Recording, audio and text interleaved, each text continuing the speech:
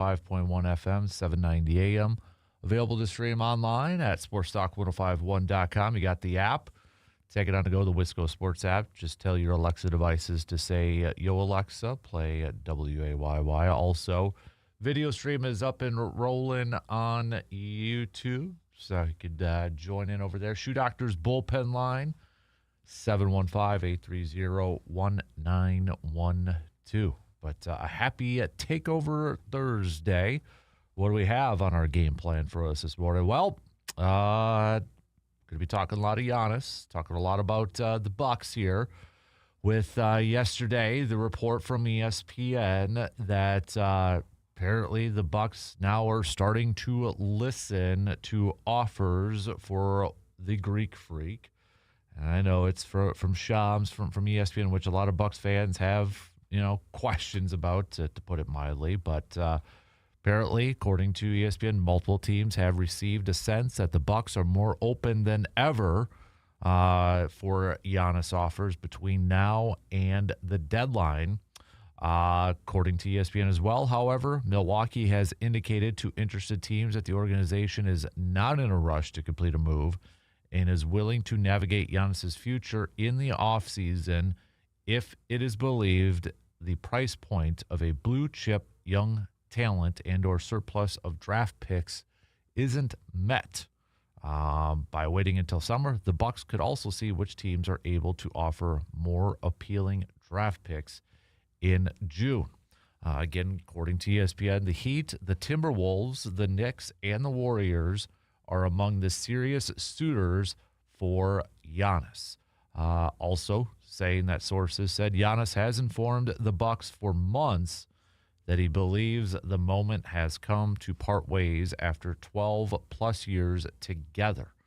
So that's the latest kind of surrounding the rumors and rumblings around the Greek Freak and the Giannis. Does it feel like it's getting closer and closer to happening? What are your thoughts? Let us know. We did put up a post Glass and Mirror 715 Speaks poll question on our Sports Talk Facebook page yesterday. And we just simply asked, do you think, does Giannis maybe deserve some of the blame for the current state of the Bucks, i.e. maybe making some moves to make him happy, et cetera, et cetera, et cetera? A whopping 83% of you saying yes, that he does. 17% of you saying no. So is it time, do you think? Is it time to finally maybe move on from the Greek Freak Giannis? Bucks are going to be back in action tonight, taking on the Washington Wizards. Tip time for that game, 6 p.m. Coverage will begin at about 5:30 on your radio dials, 105.1 FM and 790 AM. Speaking of hoops, the Badgers, they needed an epic comeback in the second half to get that victory over the Golden Gophers at the Kohl Center. Badgers starting off incredibly cold to begin the first half, 35-17 going into the half. But Badgers outscoring the Gophers 50-28 in that second half to secure their 15th win of the season to improve to 15-6. Badgers, again, led by Nick Boyd, who contributed 21 points. Blackwell was able to get 23 points. Just 4 of 13 shooting for Blackwell, but he was 4 of 9 from deep from 3. So, but Badgers avoiding back-to-back losses, and would have been kind of some questionable and not great back-to-back losses considering their loss against USC this past weekend at the Kohl Center. So Badgers now, they're going to be back in action. Coming up on Saturday, on the 31st, as they will be taking on Ohio State at the Kohl Center. So we'll talk some. And speaking of college hoops, we had the War on 94 last night at the Sonentag Center.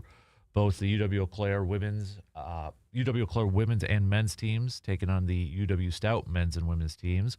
UW-Eau Claire women's team picking up the win. UW-Eau Claire women's team picking up the win. The UW men's stout team picking up the win over UW-Eau Claire last night, too. So we'll talk some hoops throughout the morning. Lots of hoops to chat about. Do have a little bit of some football news. Packers yesterday reportedly going to be adding Bobby Babich to their defensive staff. Bobby Babich, if you remember, if that name sounds a little familiar, he did interview for the Packers defensive coordinator position a couple of years ago when it ultimately went to Jeff Hafley. When the Packers interviewed him, that was when Buffalo also promoted him to their defensive coordinator. He's got a defensive backs background, obviously. Before he was named defensive coordinator for Buffalo, though, he was working with the linebackers. So he is coming over to be the defensive backs coach and passing game coordinator on the defense, which also means reportedly Derek Ansley Jr. is on the outs, and he will not return to the Packers. So do get an experienced position coach and a former defensive coordinator added to that defensive staff. So we'll hit that up, talk a little bit about that as well. Also on the docket, as we mentioned in the opener, it is a Takeover Thursday. So if you have, this is where you kind of act like the producer and such. If you have any a topic that you'd like to throw out for the rest of our listeners, please let us know. Send them on over, all right? Text them on over. Hit us up on the video stream. What's a topic that you think we should be chatting about? So that's our Takeover Thursday. It is also a Enough is Enough. What's the sports opinion? What's the sports take? What's the narrative? What's the story? However you want to phrase it. What's something where you would just like to say, guys, enough's enough with this. Enough's enough maybe with the Giannis and Bucks drama. Maybe enough is enough about, Packers fans still clamoring for one Jimmy Leonard. I just throwing out examples of what could be some possible enough is enough. So send those on over as well. We'll do a little Tailgate Outdoors brought to you by Tilden Gun. That'll be coming up at about 8:30 this morning, where we're catching up with Jake Boakes, our conservation warden buddy, Mr. Jake Boakes. So if you have any questions for Jake, now is the time to send those on over. Please hit us up with a quick text right now at 715-830-1912 so I can send those on over to Jake. That's kind of your game plan this morning, and obviously, whatever topics we get from you, we'll hit those up as well. So, but coming up on the leadoff, we'll begin talking some hoops with the latest on the Giannis situation. So we'll hit that up and talk a little bit about that. Your thoughts? I know there's still some skepticism from some Bucks fans and such because it does come from Shams at ESPN. But we'll kind of go through again the latest, the rumblings and such. And do you think it's just time? Do you think it's time that maybe you don't want it to happen? You hate to see it happen, but you're maybe like, it's probably time for both sides to kind of move on. Where are you at on this thing? All right. Start to let us know. Give us your thoughts on the topic at hand. We'll take our first break and then get the leadoff going here this morning. Talking a little Giannis, the latest rumors and rumblings surrounding whether the Greek Freak is going to be on the move before the trade deadline, which is a week from today, February 5th. We'll be back after these quick words.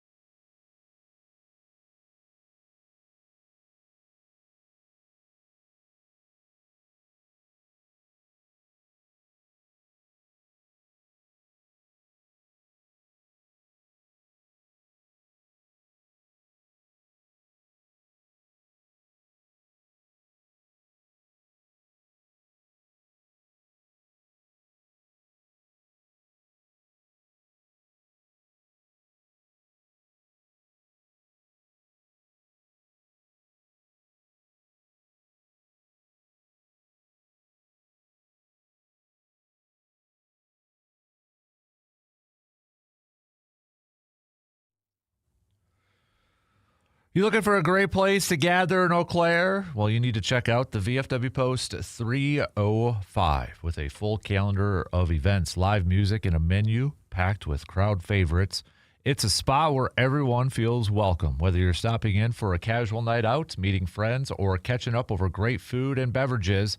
There's always something happening at the VFW Post 305. You can check them out today at 1300 Star Avenue in Eau Claire. Maybe even grab some breakfast from the VFW Post 305 this morning. Good times, great food, live entertainment.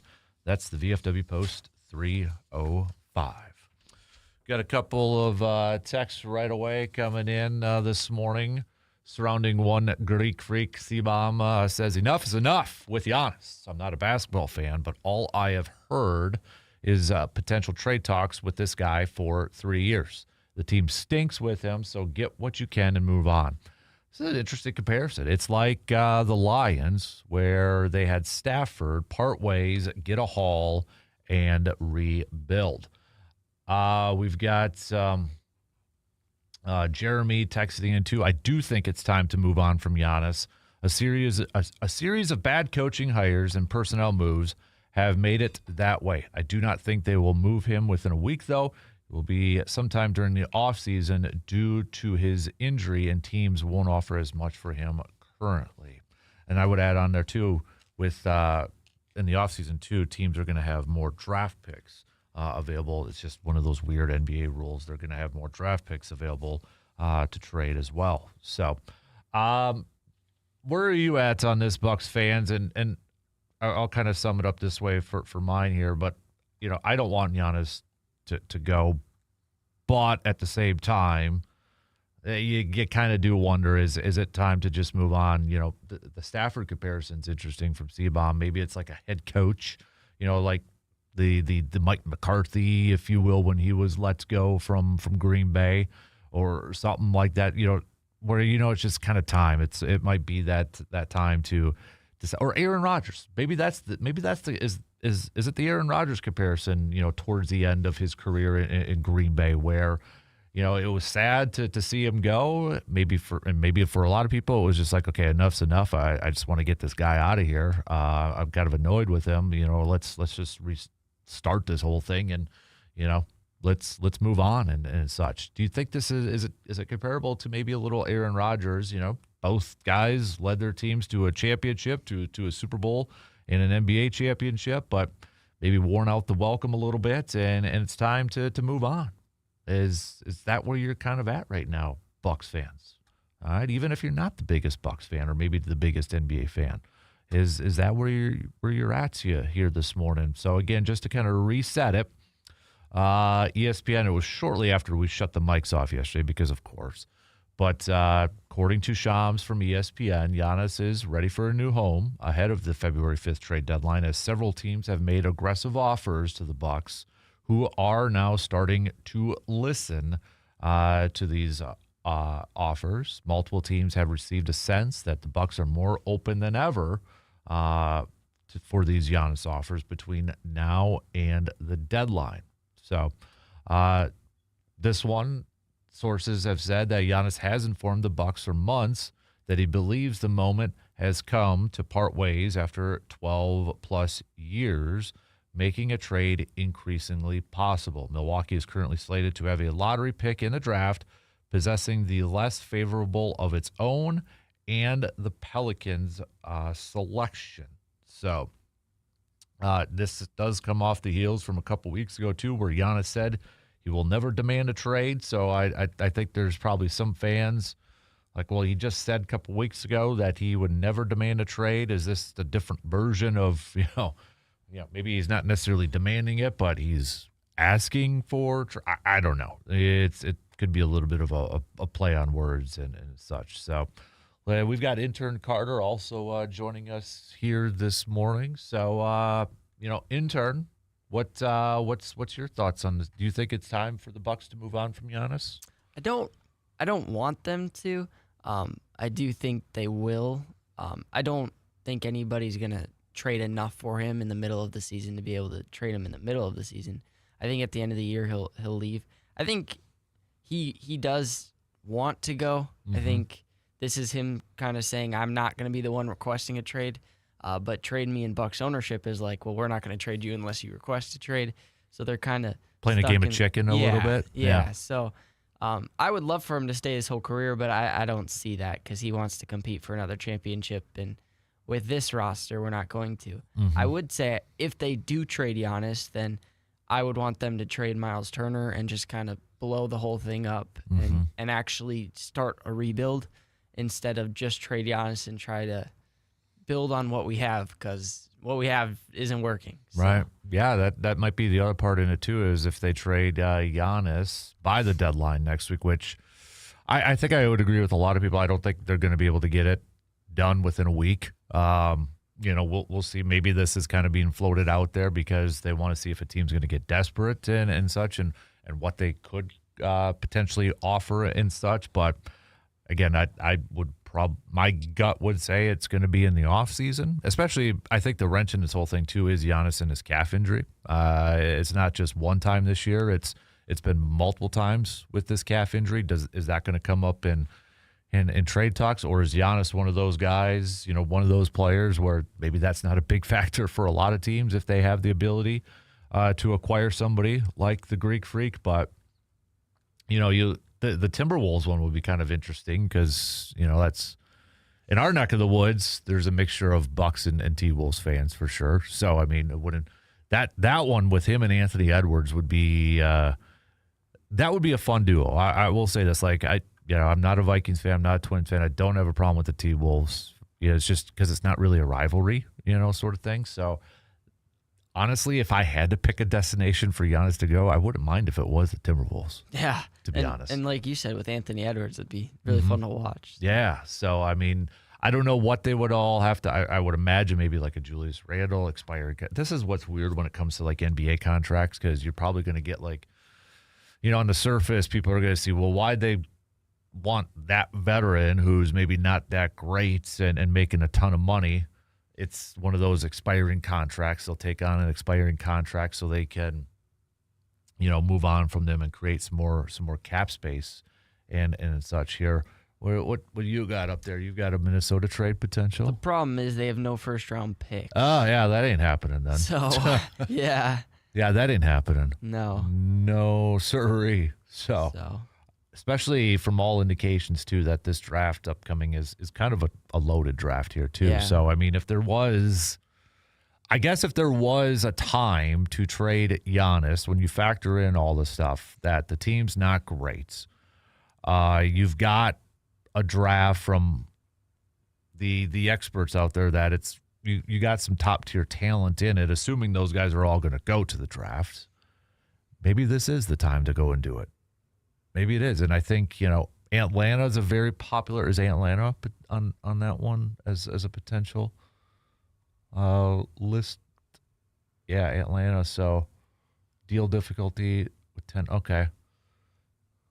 So, yeah, because they got a first-round pick. Okay. So they've got some decent amount of first-round picks. I like how they break it down in terms of how hard it would actually be. Like Jalen Johnson would be an interesting player to watch if he's included in that deal too. Yeah, that wouldn't suck because Atlanta just traded Trae Young too, so I don't even know what Atlanta's trying to do with some of their moves. What do they have a team that's got the best? Okay, Detroit. Wow. Okay, Golden State's on there. Oh, can you imagine if it's Golden State? I did read one where they said Jimmy Butler would be on there, but that would be an expiring contract. So that would be the example because he's done for the year, where I could see a lot of people would be like, well, why would you bring him in when he can't play? Because they'd probably release him afterwards to clear that cap space sort of thing. But can you imagine it's Golden State? All the ones with the Warriors are just unrealistic, like all the trade proposals, because it's like, we're not going to trade our superstar for an injured player as the headliner. How many draft picks would come with Golden State? And that would be like, it's not going to be top-tier draft picks, though, right? I mean, their own first in the next 7 years. They could trade a maximum of 4 of them. 2026, 2028, 2030, and 2032 first-round swaps in the next 7 years. Wow. Okay. To make the salaries work, Milwaukee would have to include either Bobby Portis or Kyle Kuzma, if Kuzma is included. Along with Butler, Golden State could include Jonathan Kuminga, a young player. Okay. And up to 4 first-round picks. Yikes. I don't know if I'd... Yeah. The other part here, too, is if you're the Bucks, because we see this a lot in football mostly, and maybe even baseball to an extent. Does it matter trading him within conference or out of? I don't think it really. I think at this point you'd probably just try to get the best deal possible, regardless of who it's to, right? I mean, I'm sure some people don't send him to, let's say, Detroit, because that's within your division, which division in the NBA I think is kind of overrated anyways and such, or Boston. I think at this point, when you have a player like Giannis, I don't think it really matters the team you trade to. You just want the best deal possible.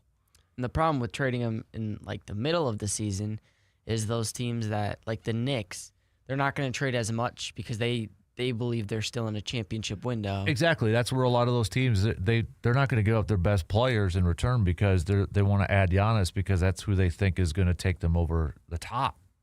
Where are the Heat at on that list that they got? Heat 7 out of 10. Okay. Can you imagine if Tyler Hero comes back to Wisconsin? Yeah, if we have any diehard NBA peeps out there, fans out there, what from all of the trade proposals, options that you've heard about, that you have read about, which one would intrigue you the most? Because this is what's really hard to gauge. I mean, we're talking about draft picks in the 2030s. I mean, this is what's really hard to really break down NBA trades, because the NBA, a lot of these teams don't value their first-round picks like the NFL does. Like when we talk about a Micah Parsons trade where it was 2 first-round picks, I mean, that's big. That's huge. We're talking about 4, 5, 6 first-round picks for one player, in the NBA, essentially. That's a lot of these teams in the NBA don't really care about their first-round picks. If, it's baseball for sure. I mean, that one's really hard to gauge because very rare do you see that first-round pick. Not everybody's going to be a Paul Skeens or Bryce Harper, that's going to make their major league debuts sooner rather than later, or even like a Ken Griffey Jr. and such. So you look at a lot of this, and the NBA is just, they don't care about first-round picks, a lot of these teams, unless they are rebuilding and such. But I don't know. I just, if they do it, I want multiple picks for this year. That would be, if I'm going to trust the draft experts out there, and this is a loaded draft, I think the time's now to try to get those lottery picks. That's what I would want. Especially, like you said, with the loaded draft coming up. Mm-hmm. The other problem with trading them is because of your deal for Damian Lillard, I think it's 2028 and 2030. It's a pick swap it's a pick swap with the Blazers. So let's say you're rebuilding, and the Blazers they've already rebuilt, so now they're competing.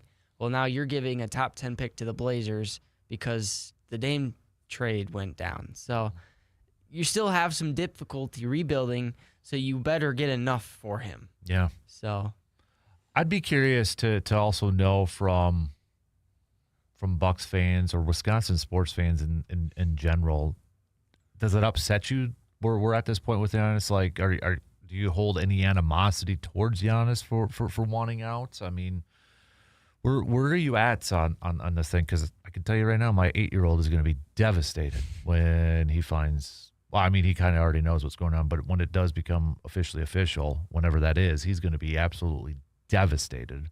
So, I almost get the sense that a lot of people just maybe want to see Giannis get another championship too. Like, they know it's not. It would be great. It would be awesome if it was in Milwaukee, but I get the sense that, and maybe I'm wrong, but a majority of fans just want to see Giannis get another championship. That's kind of where I feel like it's at. The injured form. Okay, I like how they broke that down too. So, all right, has there been another player at the NBA level that of a Giannis where, I mean, is this potentially going to be like the biggest return in trade history in the NBA? Should be. I mean, if you get, what was it, Desmond Bain got 5 first-round picks last year? What? That's the other difficult thing I think that these teams have to figure out is the value of Giannis. Like, what's his worth? Like, how do you define what he's worth? You know, I mean, he's 31. He's been dealing with a lot of injuries as of late, soft tissue injuries as of late. But there's no doubt about it. When he's on the court, he is a dominant player. So, yeah, I think that's the difficult part in this thing is how do you define what he is worth? So, continue to send us your thoughts. Hit us up with a quick message and such, 715-830-1912. We'll talk some more Giannis. We'll talk some more hoops as we get going here in this first hour. Got to take a quick break, but we'll be right back after these few words.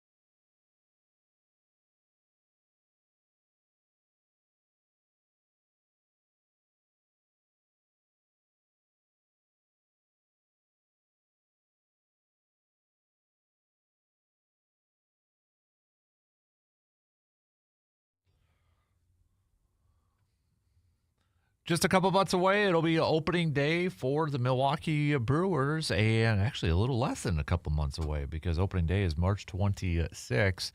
If you want to be there for it, you can ride the bus with WiscoTrips.com. Just head to WiscoTrips.com or our website, SportsTalk1051.com, and reserve your seat on the bus. It also includes a game ticket to the Johnsonville Party Deck, and then tailgate party from Premier Catering, luxury motor coach transportation, all that good stuff. All the details and to purchase your tickets can be found again at WiscoTrips.com or by visiting SportsTalk1051.com and just clicking on the left-hand side, you'll see the icon right there. We'll talk. I might throw a little baseball talk in here, just a little bit later on here too. So, but continuing to talk about the Greek Freak and Giannis and whether you believe that it's time for a breakup and such. But your thoughts on it? Let us know. 715-830-1912. Survey, yeah, we chatted about it yesterday and actually the day before about Sean Mannion and such. But we'll maybe revisit again. But yeah, we talked about that yesterday and the day before too. So where have you been, Surveyor? Come on, man. So, but a couple of Bucks notes here. Looks like a couple of you chiming in saying that you think it's probably time to move on from Giannis. You wish that Giannis could stay and finish his career, but it just seems like that's not going to be in the cards at this point. So there's going to be, I know Jay Crowder yesterday, Jay Crowder, former Bucks player, he kind of pointed the blame, and it's something that we've talked about, off and on in the last couple of days here too. When you kind of look at when maybe things started to go downhill, was when the Bucks fired Adrian Griffin. When the Bucks were, as Jay Crowder posted yesterday, we were 30-13, by the way, to bring in Doc. This is what started the avalanche, as he said, started the downfall, if you will, of this Bucks team. So it's hard to argue that when you kind of pinpoint that and you look at that change. What is Doc Rivers' record here? Let me look it up while coaching the Bucks here. So Doc Rivers, are they going to break it down here for me? So Doc with the Bucks is 83-80. 83-80 as head coach.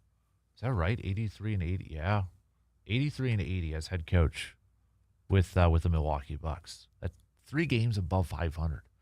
That's awful. When he took over in 2023, went 17-19. Last year they were 48-34, and obviously this year 18-27. I get another question I'd probably throw out there is Giannis obviously has missed a lot of time this year due to his injuries. And we don't know the true answer, but how different would this team be if he had played a lot more games? So like so far this year, Giannis has played in just 30 games. Okay, so he's played in 30 games. The Bucks overall have played, the record's 18-27. So Giannis has missed, 15 games? If he's played, let's say, 7 or 8 more, is that 7 or 8 more wins? I don't think it is, maybe like 4 or 5. But, we've seen this team with Giannis on the court, and they're still losing games with Giannis on there. So I don't even think I can fully blame, him being hurt for the record of this team, because it's not like they've just been this. They're obviously a lot better with Giannis on the court, but I can't see it where they would have they would have won maybe 10 out of their last 15 if he would have played every single game. It's just, yeah. I thought maybe this team would surprise a lot of people this year at the beginning, and I thought maybe there was a lot of the experts out there that were kind of overlooking this team, but man, everybody so far who said this is a team that's maybe a play-in at best, pat yourself on the backs because they were getting this thing right. I mean, they were hitting this thing on the head. So I hate it because I love watching Giannis, and I love the fact that he is with the Bucks and brought a championship. I was able to witness a Bucks championship, but I think I'm kind of in the crowd of there's really nothing that you can kind of put your hat on in the future either, right? I mean, there's really not that, but like, okay, Giannis, just stay here and we're going to be able to do this and so-and-so's coming. You really can't hang your hat on that. So, yeah, I'd probably I want to see Giannis get at least a couple more rings, because I think that moves him up too. And when you talk about legacy and such, and I mean, I do fault Giannis. Like a majority of our poll questions said, like over 80% said yes. I do think there was, he doesn't get absolved from a lot of the issues with this team, making moves to make him happy, whether it was coaches or players and that. So I don't completely absolve him from that. But, I mean, at the same time, I do want him to win at least a couple more championships. The only problem with trading him to the Warriors would be, I think, that he would be in the same spot that he was with Dame. Like, if that doesn't work out and he and Curry don't pair well together, well, then they're not going to win a championship because the Warriors are struggling. So for him, he wants to go to a contender, and the Warriors obviously are a playoff team. But I don't think even with Giannis that they have a legitimate shot to beat the Thunder or to beat the Spurs. And so, like, for him, I don't know if I'd want to go to the Warriors, to be honest. Yeah, I don't know. That's you look at the Warriors too, and yeah, they won a few, and I don't know if this would change. Like if the Bucks, let's say, okay, I'm going to throw this scenario out there, and this is just pure speculation. Let's say Giannis has 2 championships with the Bucks. Okay, it's at some point, let's say he's got 2 championships right now with the Bucks. Are we still talking about potentially? Because I look at the Warriors, and Steph Curry's got 4.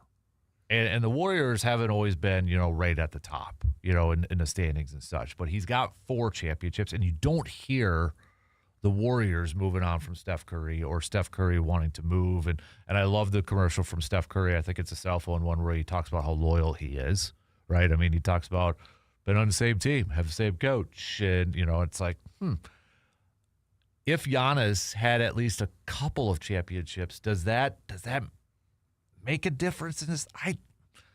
The NBA is so weird because you've got LeBron maybe even playing with a different team again next year they're talking about, or how many different teams has Kevin Durant played on right now? The Steph Currys, the Kobe Bryants, the Tim Duncans, those guys are just, that is rare. 90s, earlier on, it wasn't rare. It was more rare if a good player changed. I mean, I remember, you weren't even born yet, I don't think. No, you weren't yet. But like when Scottie Pippen left and went to the Rockets, and I get the Bulls were breaking that down and all, but it's like, holy crap, or maybe even, somebody bigger moving on to a different team. It's like, holy moly, that rarely ever happens. Now it's like, I think it's more rare for guys to stick with their team now. I mean, for Michael Jordan even, I know this was different. When Michael Jordan came back for the Wizards, because he was owner at the time, part owner, and had to give up his ownership to come back and play. And I think that was more of like, okay, I got to help out this team. And the best way I can help out is probably playing for them and such. But it's changed over the years to where it's more rare for a guy to play his whole career with one team. And I think you can even say that it's creeped into football a little bit too. I mean, if Tom Brady goes and finishes his career with someone else, and obviously Aaron Rodgers, and we saw it with Brett Favre in that. Yeah, this is the thing too. It's like it brings in the whole loyalty factor that fans always bring in. Loyalty to to players, or the players should show loyalty to their teams, and teams should show loyalty and all that. Where is loyalty? Is loyalty an overrated thing when it comes to sports? Maybe. I don't know. Yeah, see, Mom, you don't have to tell me about when Shaq went to Orlando because I was a diehard Shaq fan. And it happened the day after I had a Shaq birthday party. So you don't gotta tell me, C-Bomb. I've told that story too. I remember finding out about it on the radio. I had a Shaq birthday party. I was a diehard Shaq Orlando fan. And then the next day he goes to the Lakers. You want to talk about a heartbroken kid? That was me. So, all right, we got to take our final break to wrap up the first hour. Let's go ahead and do that. We'll be back here in just a couple minutes.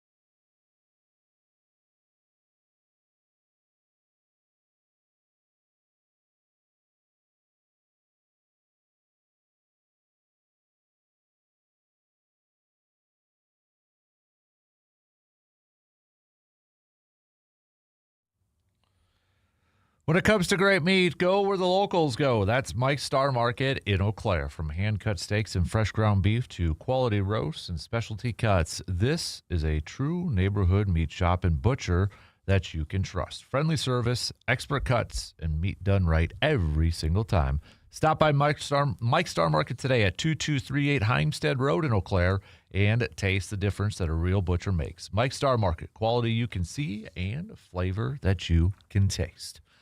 If you'd like, continue to send us your thoughts on the latest surrounding Giannis Do you think it's time that maybe both parties kind of go their separate ways and such? Do you think it's time to move on? You can let us know your thoughts on that. Coming up next hour, I do want to talk some football with the Packers yesterday, reportedly hiring Bobby Babich as their new defensive backs coach, pass game coordinator on the defensive side. Also have some more defensive coaches leaving for this team. So we'll keep you posted, or we'll get you updated coming up on that in the next hour. So we'll hit that up. Badgers last night, they needed a epic come-from-behind victory to avoid back-to-back losses. Last night, taking down the Gophers to sweep the season series, but it was a 67-63 victory. Badgers looked really bad in the first half, getting outscored 35-17, but able to kick it into gear in the second half and outscore Minnesota by 22 to get that 67-63 win. John Blackwell, 4 of 13 from the field, but all 4 came from the three-point line to lead the team with 23 points and 7 rebounds. Nick Boyd doing his thing, probably the most consistent player that the Badgers have had all season long, contributing 21 points. So, you know, some Badgers left the game a little bit dinged up and such, but able to improve to 15-6, 7-3 in conference play. They are just 2 games back from Nebraska for that top spot. 2 games back from Nebraska, Michigan, and Michigan State, because Nebraska, Michigan, Michigan State all at 9-1. A very top-heavy, I would say, a very top-heavy kind of conference right now, with Nebraska, Michigan, Michigan State 9-1, Illinois 8-1, and then you've got Purdue, Wisconsin, and UCLA just 2 games back. Coming up next for the Badgers is going to be a game at home against Ohio State on Saturday. Then you kind of look at, I mean, even with that Ohio State game, because if you look at the standings here, Ohio State's just 3 games back. They're 6-4 in conference play, 14-5 overall. This, to me, is going to be, I think, a big stretch of games for Wisconsin. As we were looking at bracketology yesterday, they were about a 10 seed and kind of one of the last 4 in without having to go into the play-in game. So, I mean, they're not the highest right now, even with their record. They're not really the highest in terms of bracketology. But I think when you look at this upcoming schedule here for the Badgers, this is a heck of an opportunity for them to maybe secure their spots in the national tournament, because Ohio State, going to be a tough game. You got Indiana on there at Indiana. And then you've got Illinois, a top 10 team. Then you got Michigan State, a top 10 team. Then you're going to Iowa or Ohio State. Then you got Iowa.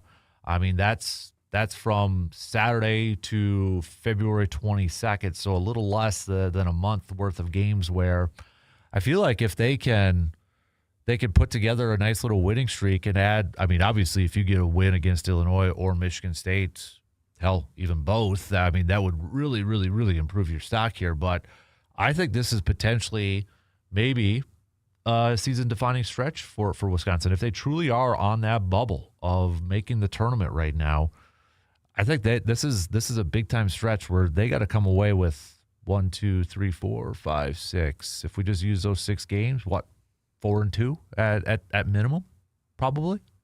And you know, you got Oregon, you got Washington after that, Maryland, and then you finish up with Purdue at the end of the season. So, again, if they truly are on that bubble where they're like a 10 seed, I think this stretch you would get 4 wins. You got to get 4 wins, I think.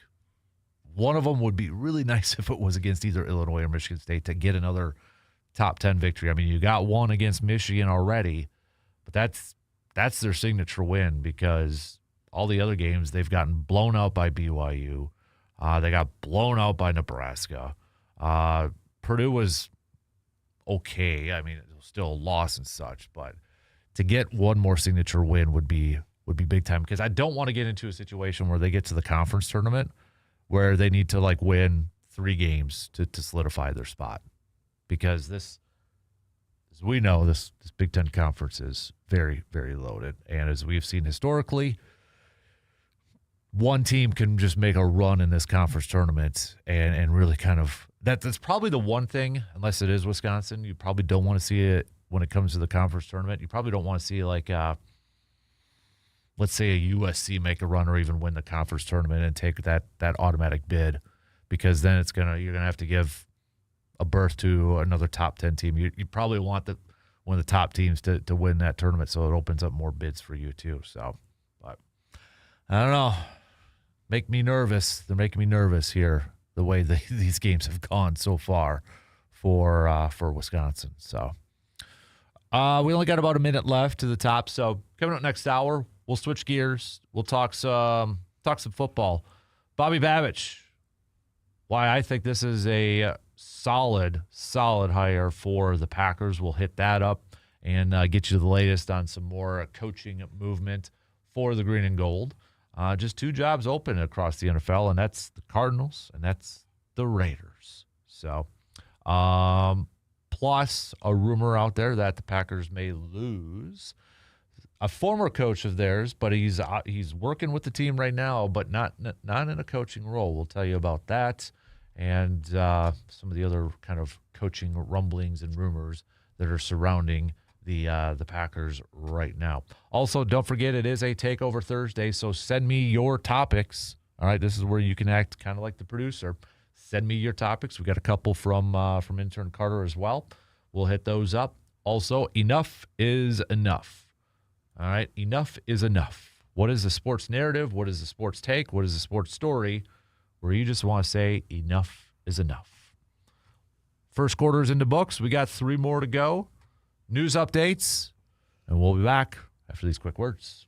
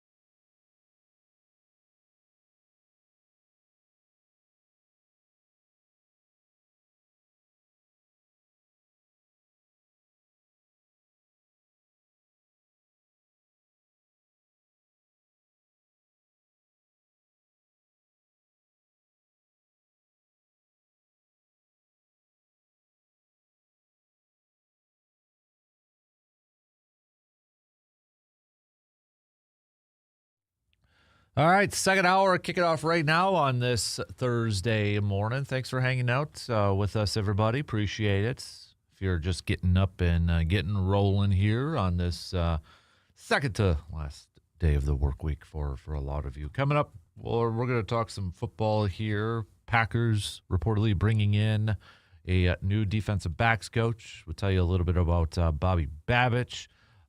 Continue to send us your thoughts on the Giannis news from yesterday. Do you feel like it's time to just kind of maybe move on? Do you think the Bucks and Giannis, it's just time for those two to maybe divorce and move on and kind of start the, quote, rebuild? Where are you at on that side? So also, it is a Enough is Enough Thursday.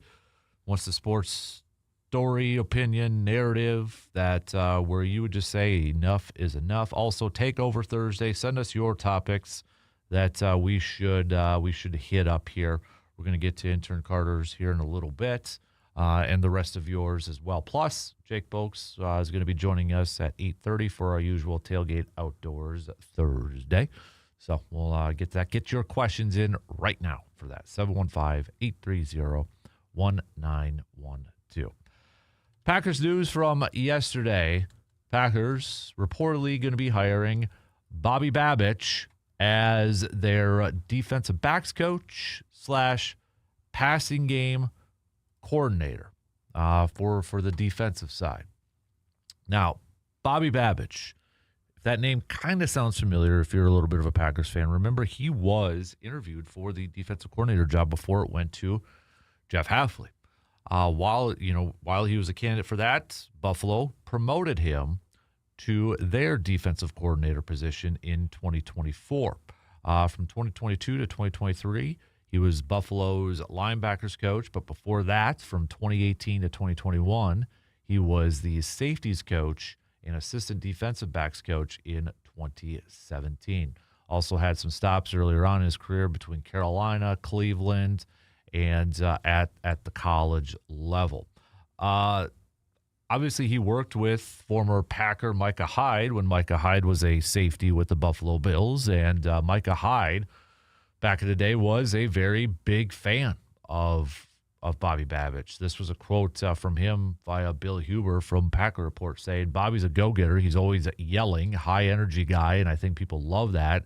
He's always going to bring the juice." A lot of people joke around and be like, that's fake juice. No, literally, Bobby wakes up every single day and he's ready to go.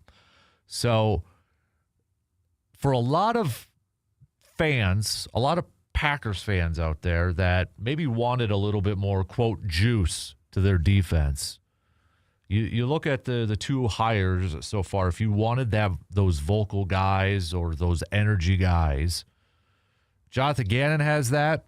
Bobby Babich has that. So, I mean, for anybody who kind of wanted that or wanted to see that, sure seems like you're getting that so far with some of these hires. I like this hire. I like it a lot. Obviously, an experienced guy. You're bringing in another guy who has a little bit of experience of being a defensive coordinator. So I think that's valuable. Now, it does come on the heels of, it sounds like Derek Ansley Jr., who was the pass game coordinator for the Packers on the defensive side. He is leaving the Packers staff after the hire of Bobby Babich. So, I mean, Derek Ansley was a former defensive coordinator as well with the Chargers for a little bit. So, There is that. They're going to be moving on from him. But in terms of Bobby Babich and pairing up with Jonathan Gannon and such, I like the move. I like it a lot. I think it's a home run hire. I know position coaches were probably not, we don't pay too much attention to, but I feel like this year more than any other year, Packers fans have really focused on position coaches and such. But I like it a lot. I think it's going to be a big time hire. He's going to, I know originally said they're going to replace Ryan Downard, who left to follow Jeff Hafley down in Miami, but it sure seems like they're bringing in a couple guys so far that maybe a little bit more vocal, maybe a little bit more energetic.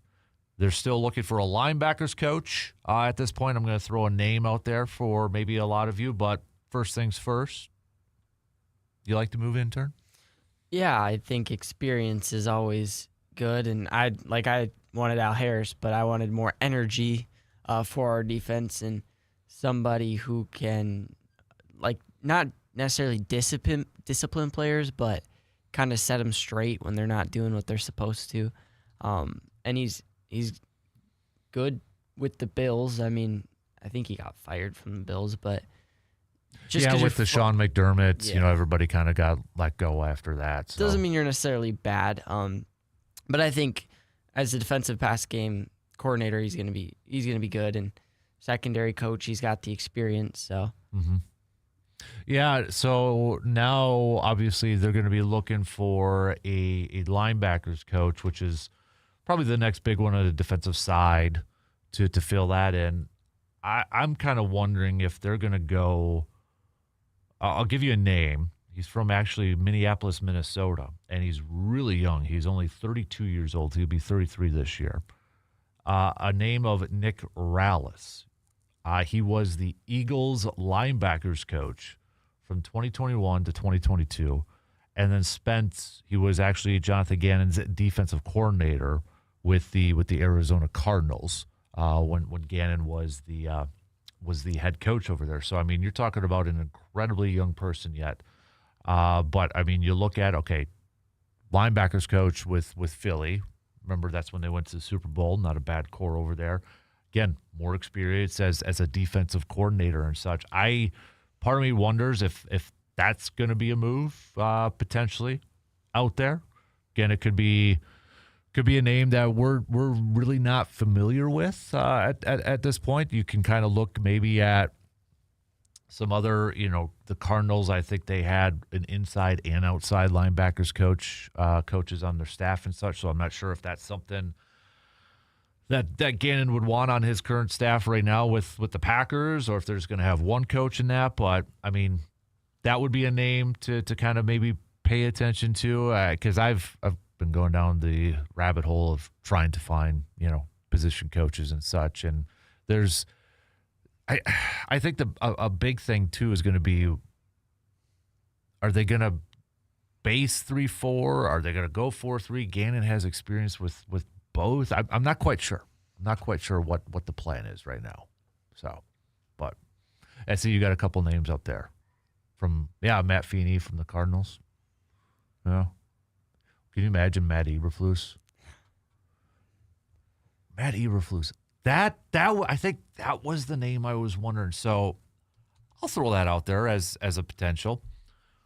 Let me throw that out there to Packers fans here. So Matt Eberflus, obviously the former Chicago Bears head coach, last year was a defensive coordinator for the Dallas Cowboys. Before he was a defensive coordinator, so remember he was Josh McDaniels' hire for defensive coordinator for the Colts when McDaniels first took the job for the Colts and then retracted. And, Eberflus stayed with the Colts. Before that, though, his background was linebackers. He was a linebackers coach for the Cowboys, a linebackers coach for the Browns, did have a little bit of experience at the college level for defensive backs. Matt Eberflus, obviously, I think he's got a relationship with Matt LaFleur because, they went to a dang Bucks game last year, sitting next to each other at courtside. Was it last year or 2 years ago when he was still the head coach of the Bears? Say what you want about Eberflus and that, but, if he comes in as a linebackers coach, would you be good with that? I'd be good with that. Why not? You bring in another experienced coach, obviously former head coach, defensive coordinator. You're just asking him to work with the linebackers. I wouldn't be opposed to that at all.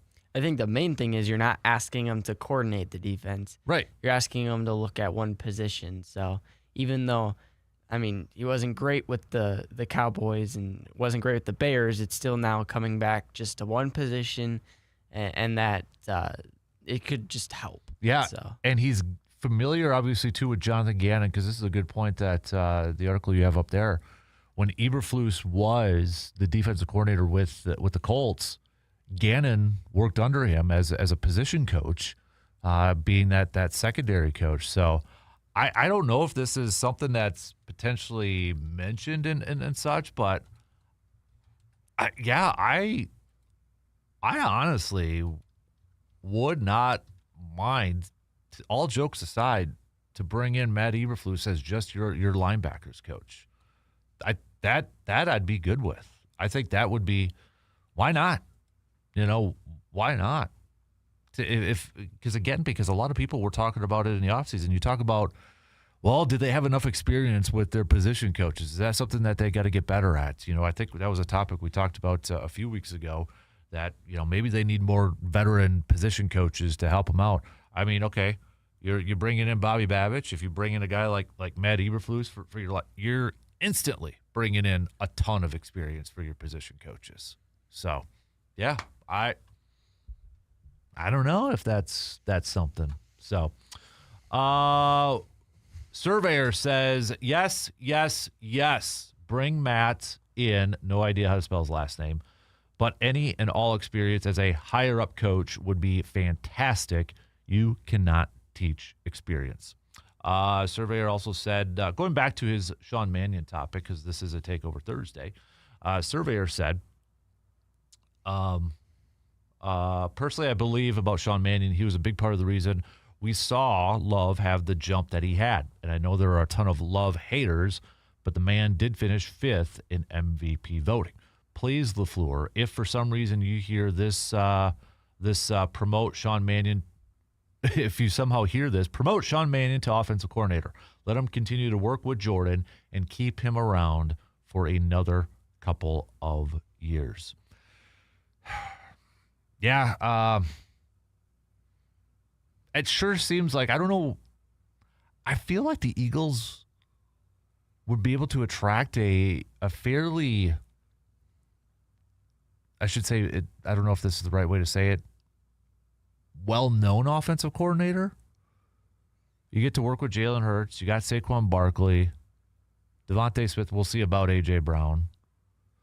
I also know it's a very pressure-filled position, because if you don't get the job done in 1 year, you're out, essentially. They've got a short leash with that. But I think you look at what the job Sean Mannion's done, and everybody thinks that he's going to be a future head coach at some point. So the other part in this, too, is Sean Mannion, if he goes to the Eagles, he's probably going to have play-calling duties, which is more attractive than maybe staying as offensive coordinator if Green Bay decides to do this, promoting him to offensive coordinator and not having play-calling duties.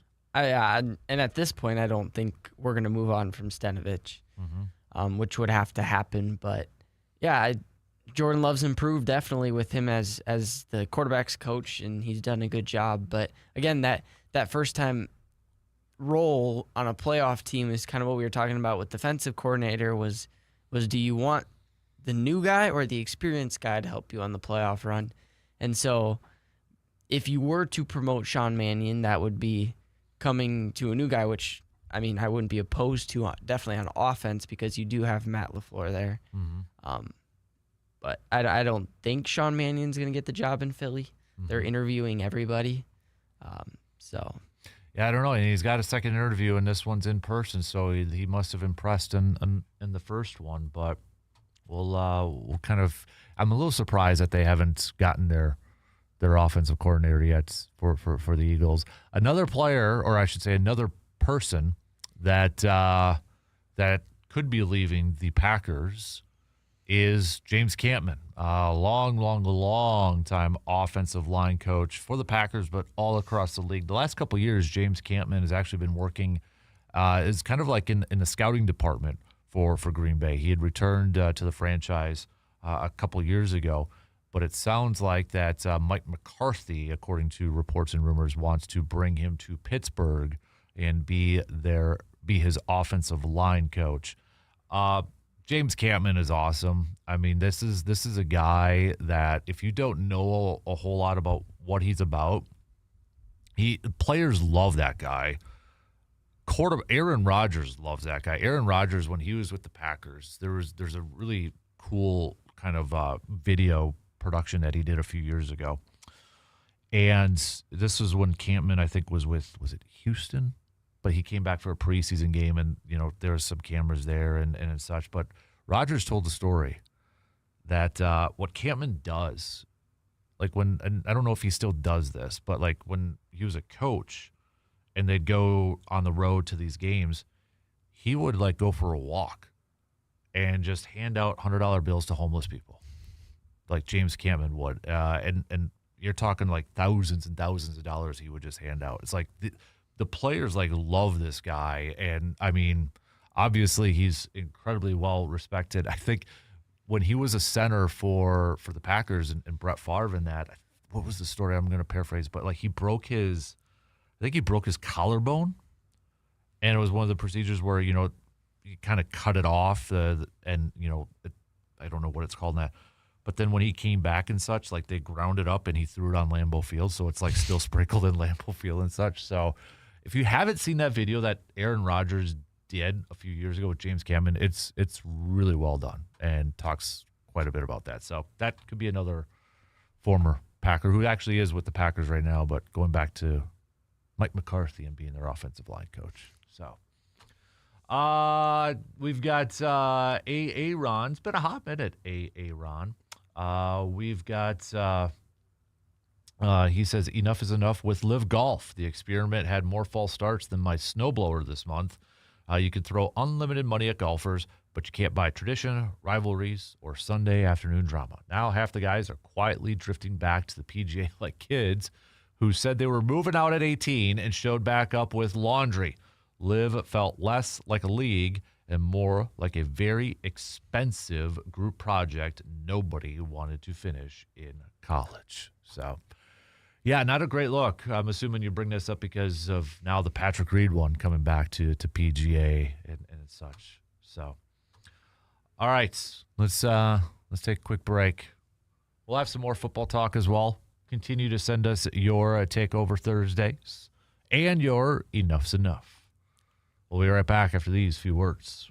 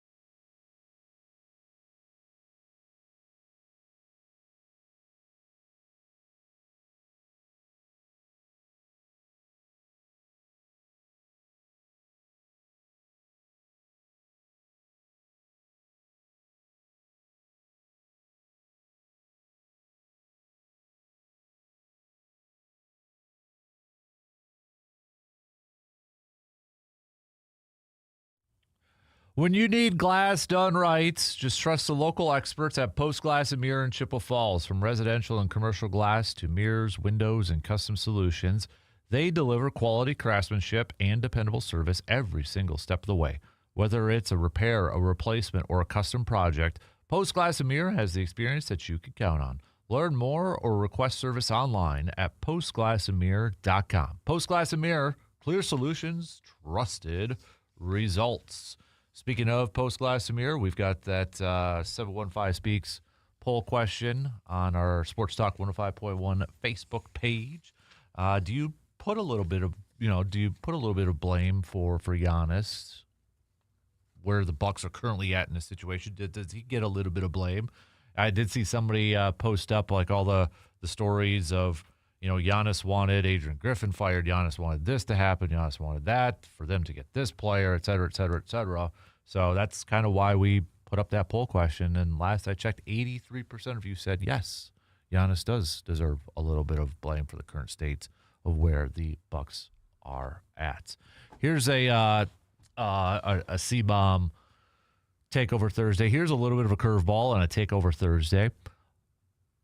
A little nugget just showing the lack of appreciation for one Jordan Love. As we head into the Super Bowl, he is tied for second in passing touchdowns this postseason with 4 only playing in one game. I did see that.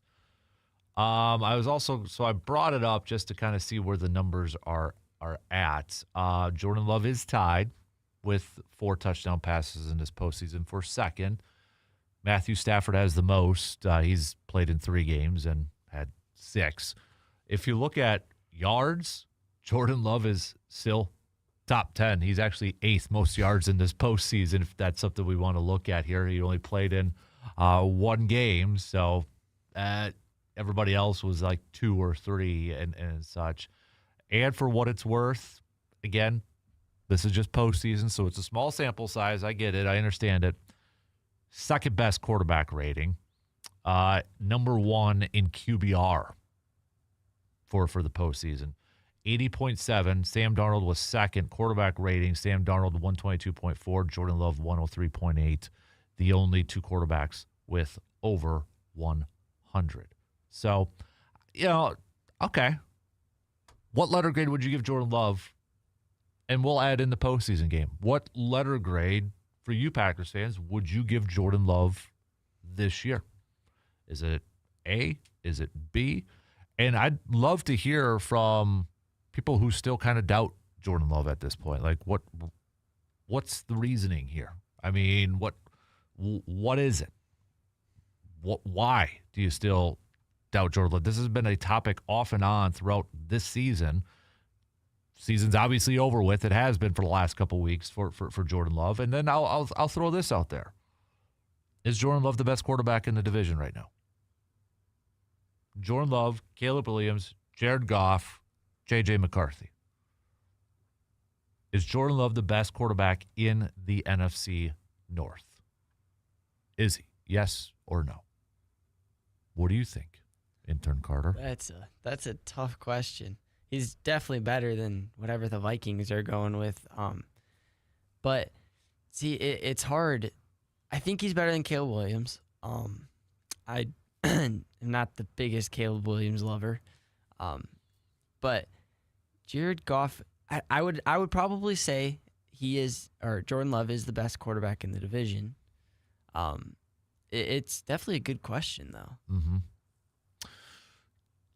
Caleb Williams, I think Caleb Williams is trending upward. And I'm not saying this is the guy, and I don't know if our Bears fan Hetch is listening right now, but Caleb Williams almost reminds me a little bit of a little Favre, where makes some dumb decisions when you look at it, but then he makes those great throws. It's like, what the heck? Like, how is that, kind of like that, a little bit of that. Yes, you can look at the completion percentages and such like that, and they're not the greatest in the world, but it sure seems like when the time has mattered and he needed to have a throw in a play, Caleb's done that. From a consistency level, I would say Jordan Love is more consistent than Caleb Williams. But I think it is between Jordan and Jared Goff. To then I think the follow-up question would be, okay, you need one quarterback for your team, and you got to choose between those two who gets the advantage. And we could say, well, it depends on what team and what you build the offense around your quarterback. If it's between Jared Goff and Jordan Love, who gets the advantage? I think I'd have to go with Jordan Love still. Mm-hmm. Man, that is a tough question. Jared Goff's a very good pocket passer, just like Jordan Love. Goff's got the experience. I believe Love is younger. Yeah. I'd probably have to take Jordan Love still. Just one of the reasons, just because he's younger. Mm-hmm. He's definitely getting paid more, but man. I'm probably going Jordan Love with this, and I'm not trying to knock Jared Goff by any means. I think what Jared Goff has done with his time with Detroit, I think answered a lot of doubters, and I was one of those doubters too from when he was traded to the Rams. Jared Goff has resurrected his career. I mean, even when he was with Detroit, you're like, oh, well, he had Ben Johnson. And you looked at this year, it's like, okay, is Jared Goff going to take that step back? And yes, the Lions didn't make the postseason, but you still look at what Jared Goff was able to do this year without Ben Johnson. He still put up over 4,500 yards. He threw for 34 touchdowns. He threw for 8 interceptions. I mean, he had a completion percentage of 68. And it was either Dan Campbell or his other offensive coordinator that was calling plays. Yeah, you could say, well, he's surrounded with talent. So are a lot of really good quarterbacks. They're surrounded with talent. So I can't knock Jared Goff for that. So I will say Jared Goff really impressed me this year, because I was one that question, okay, is he going to take a step back because Ben Johnson's not there? Like, Ben Johnson, I thought, did a fantastic job, and it makes complete sense why, they're bringing in an offensive coordinator who, by the way, was Jonathan Gannon's offensive coordinator with Arizona. But it's an offensive coordinator that is a kind of a Ben Johnson type of, worked with Ben Johnson and such. So I got to give a lot of credit to Ben Johnson a lot of credit to Jared Goff that I think he is, because even when he was traded to Detroit, there was like, okay, that's going to be a year. Because there was talk that Detroit was going to draft Malik Willis in the first round of that draft. And they're like, nope. And then Goff just, he carved out a role, and he's been, I think, a big type. That's one of those trades you could probably say, yeah, Matthew Stafford's got a Super Bowl, but for the Rams and Detroit, it worked out really well for both teams. Yeah, and you look at the supporting cast around Jared Goff, the Lions have built it really well with Amon-Ra St. Brown and Jahmyr Gibbs and David Montgomery, the running back duo. Mm-hmm. But he's a very accurate quarterback. He's likely not going to make the big mistake. He's going to keep you in games, and he's going to complete his passes, and that's what you want in a quarterback. Mm-hmm. Yeah. Surveyor's going, oh boy, Surveyor and Seabaum, you guys are attached at the hip right now. Surveyor says B+. At times he's faltered, but for the vast majority of the season, he was by far and away, and he is the best quarterback in the division. 1 Love, 2 Goff, 3 Williams, 4 McCarthy. If I were to build a team, I'm still taking Love. After 2 seasons, Williams has been far too inconsistent. We'll see next year when they have to play a very tough schedule how he performs. Seabaum also gave Jordan Love a B+. Best quarterback in the division, not the best talent. I think that's Williams. Time will tell if he will get it between the ears. Love, 3,300 yards, 23 touchdowns, 6 interceptions. Best rating, best quarterback rates at starting, 101.2. Love is a top-tier quarterback. The problem about our fan base is they think it's having Hall of Fame quarterback play is the norm. We can/will win a Super Bowl with 10. Grayman Mike says, great question. I would put Love ahead of Goff, but Goff has more weapons. Which you look at, you got a Jahmyr Gibbs, you got a Montgomery, you've got a St. Brown, you've got a Jameson Williams, you've got a Sam Laporta. Yeah, dude does have a lot of weapons for sure. And I would say a better offensive line than what Green Bay currently has, which is a big one. And he had Ben Johnson last year, so not The year before, yeah. Yep. So, But yeah, I'd probably put Love. I saw a quote. I don't think I saved it somewhere, but I saw a quote talking about, the fan base, and we've kind of touched on this before, going back to what Seabaum said about, too much of our fan base expects Hall of Fame quarterback play. Essentially got spoiled. And I saw this quote, and I wish I would have saved it, and I don't know where I could find it, but it was like, essentially, a lot of these players now, they're not only like, they're competing against ghosts. Like Jordan Love's competing against the ghost of Aaron Rodgers. Aaron Rodgers was competing against the ghost of Brett Favre, et cetera, et cetera, et cetera.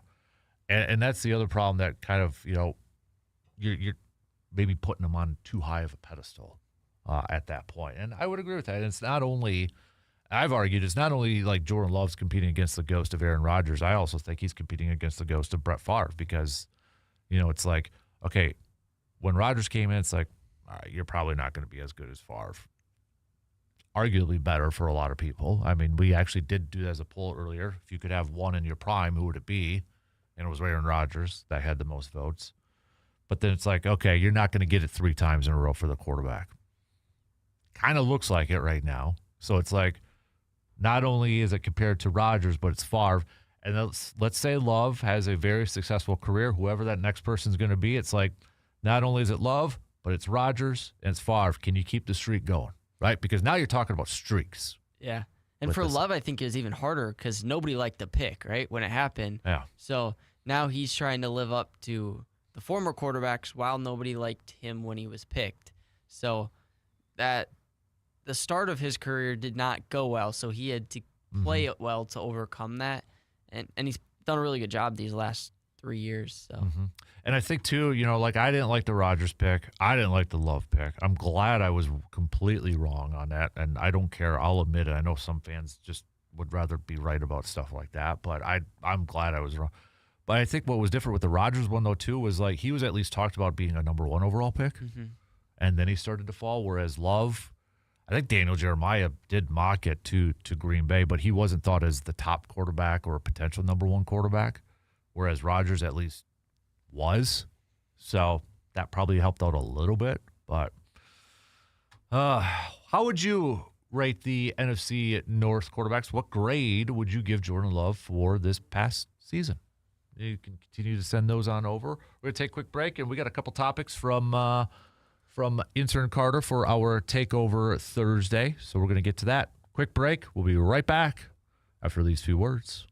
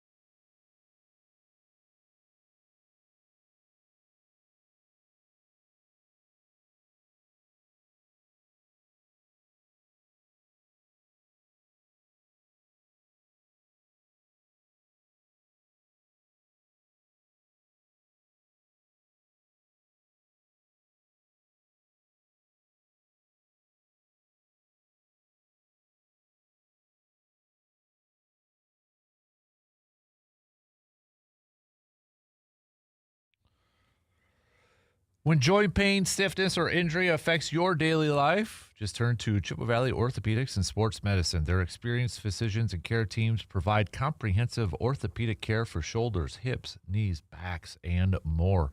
Focused on helping you move comfortably again. From diagnosis to treatment and recovery, you'll receive personalized care close to home.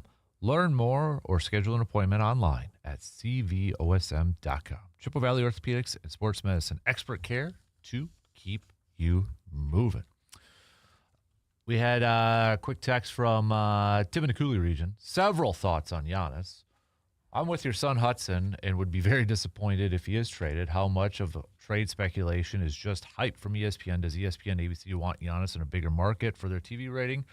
We all heard the criticism from the networks on coming to Milwaukee when the Bucks were in the finals. Also with Jimmy Haslam as owner of the Bucks, do you have any confidence in Haslam trying to keep the Bucks competitive with the way they operate the Browns? I think we have to remember with the Jimmy Haslam part is that he is not the sole owner. He is not even, I believe, not even a majority owner in that. So we really don't hear Haslam involved. It's Lasry, that sort of stuff. It's a governorship, how they have it structured. I guess I don't put a whole lot of the Haslam stuff into this when it comes to the Bucks. I think that's kind of an easy finger to point at and such, but I guess I don't do that. And I don't know, I'm sure some people are going to believe the hype part of it too with, because ESPN has been down this road before when it comes to Giannis talk and such, but I don't know. It's kind of reminding me of the Freddie Peralta stuff now where it's like, okay, it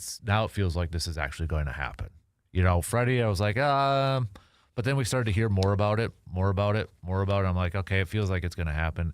I'm kind of getting that gist with the Giannis thing right now. Yeah, teams are starting to make offers. It kind of seems like the assumption is that Bucks are now willing to listen, not necessarily that they're going to trade him now, but that they're willing to listen. And I think both sides are kind of coming to the realization that their time is coming to an end. Mm-hmm. Yeah. Yeah, so Wes, because I had to look it up because I know with the Bucks ownership group, because they've got multiple owners in that, but Wes Edens is the primary governor right now of the Bucks. So if you will, kind of the primary owner of the Bucks here. So I wanted to double check that. So, okay, let's stay with one of your topics right away in turn. Let's go to, let's say the Bucks do trade for Giannis. What package would even be acceptable? We kind of touched on that a little bit in the first hour, and do we have a thing we can look up biggest NBA trades of all time? Is there something because I think we got to start maybe there, in terms of what teams got. What was it? Desmond Bane did get 5 first-round picks. I mean, you got the Lakers one. The Bucks traded for 4 players. Okay. Anthony Davis to the Lakers. The Pelicans received a massive haul, including Brandon Ingram, Lonzo Ball, and picks. James Harden to the Rocket. A lot of those are older and such. Can you Google Desmond Bane trade and see what he fetched? Let me tell you. So Orlando acquired Bane, including Pope, Cole Anthony, 4 first-round picks, and a 2029 pick.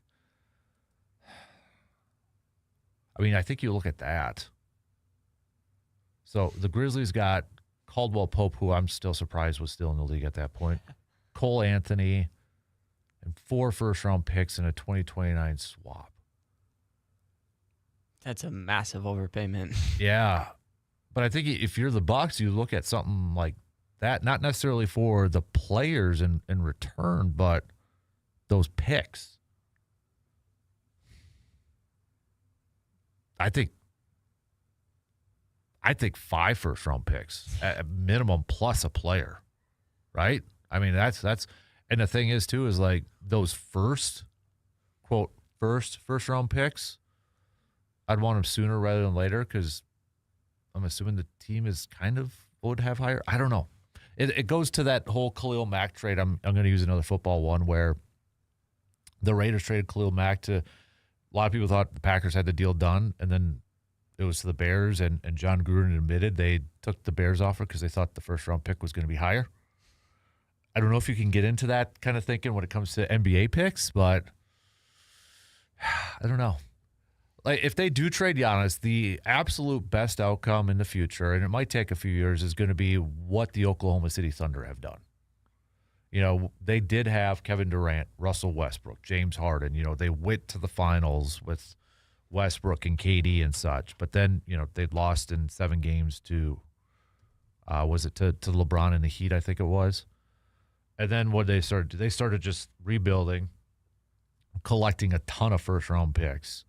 And it was kind of a joke because they were having made smart moves. I mean, they didn't draft Shai Gilgeous-Alexander. They actually acquired him as part of a trade, and it worked out really well for them. That would be the ideal situation for the Bucks, but Bucks fans will have to be patient, probably wait a few years, which, you know, kind of, if you trade Giannis, I kind of agree with you, what you said earlier. If you trade Giannis, you might as well trade Miles Turner and shed some of that salary and just kind of start over. Yeah. Well, and you look at the trade for Desmond Bane, which was 5 picks, 2 players, and then you compare that with like the Luka trade, and like 2 opposite ends, especially with the kind of player that Desmond Bane and Luka are.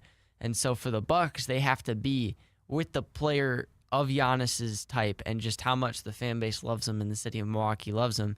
They better get a haul, because if they don't, John Horst won't be around very long. Can you Google the Luka trade again and see? I know it was Luka and Anthony Davis and such, but what was the Wikipedia one at the top? That should have. What was the actual package? And that's the other thing, too. That was a 3-team one, and we might, if Giannis gets traded, there might be multiple teams involved in this. Does it say what the package? I believe it was Luka, a first, and a player.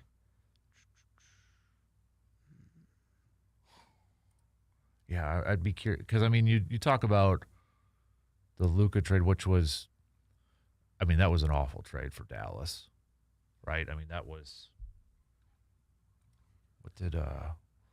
what did Mavericks get in return for Luka? So they got Anthony Davis, Max Christie, and a 2029 first pick. No, I want more than that. Yeah, I want more than that. No, thank you. No. Well, yeah, you better get more. The Lakers received Doncic, Morris, Kleber from the Mavericks. No, I can't even use that as a comparison. No. Yeah, and then the Jazz received some picks. No. Yep. Now I remember how awful that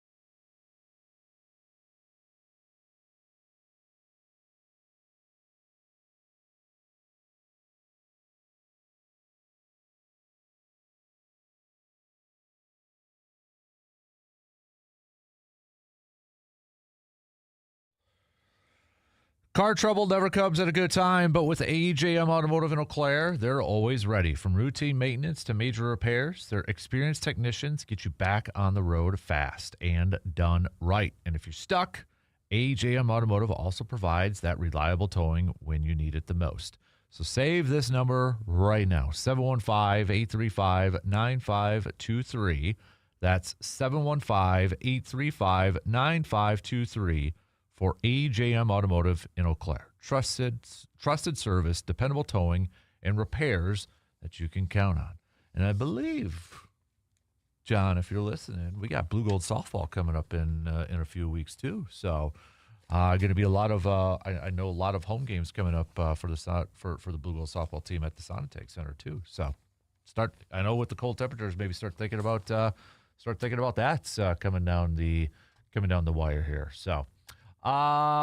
Just a few minutes left to the top of the hour, so we'll kind of refresh everything after halftime at the top of the hour. But obviously, our big topics of conversation this morning is Giannis.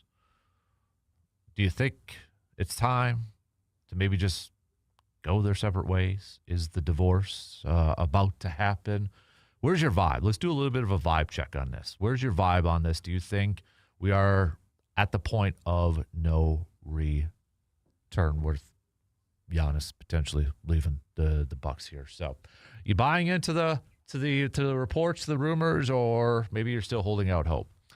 Plus, we'll get back to some more football talk.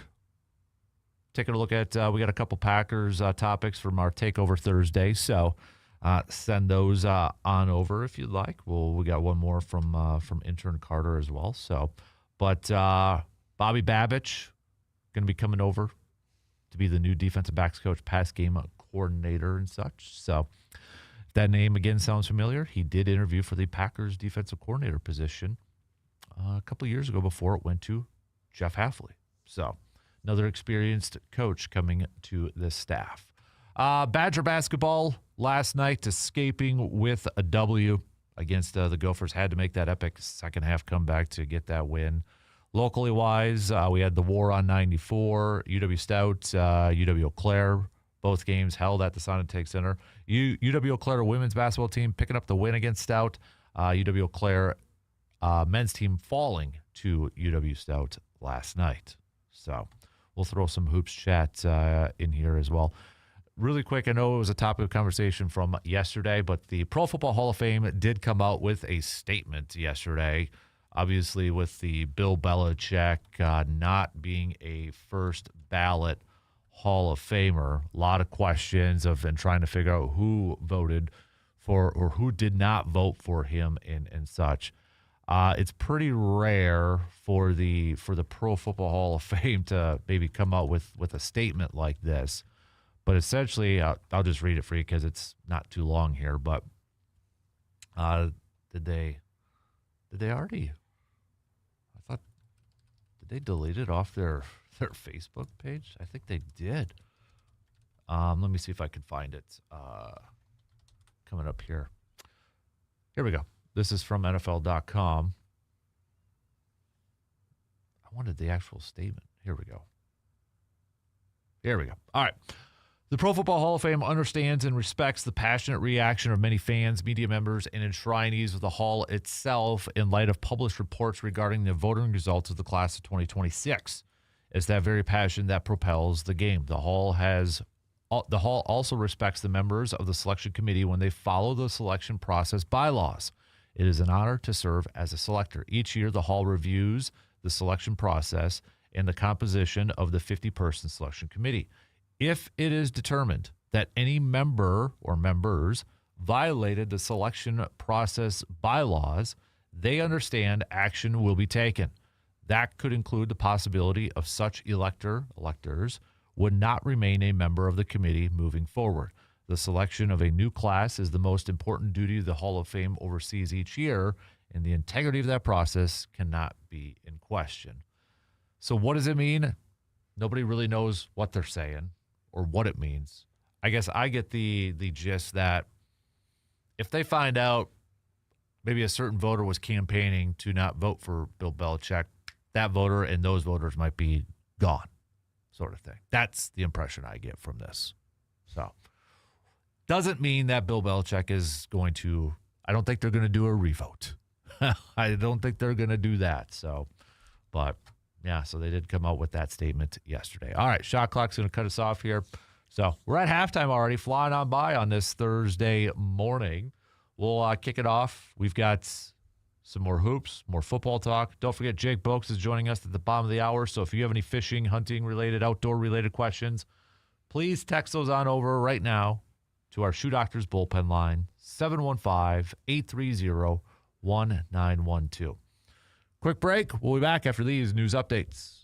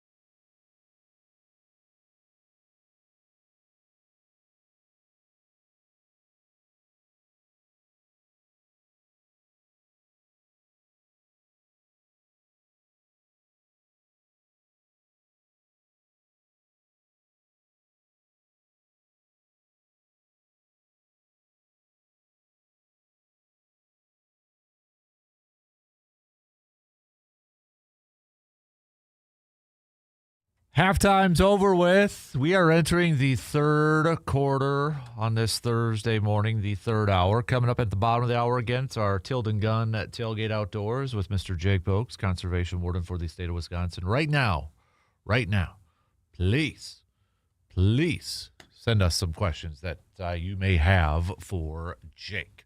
Text those on over 715-830-1912 on that Shoe Doctors bullpen line.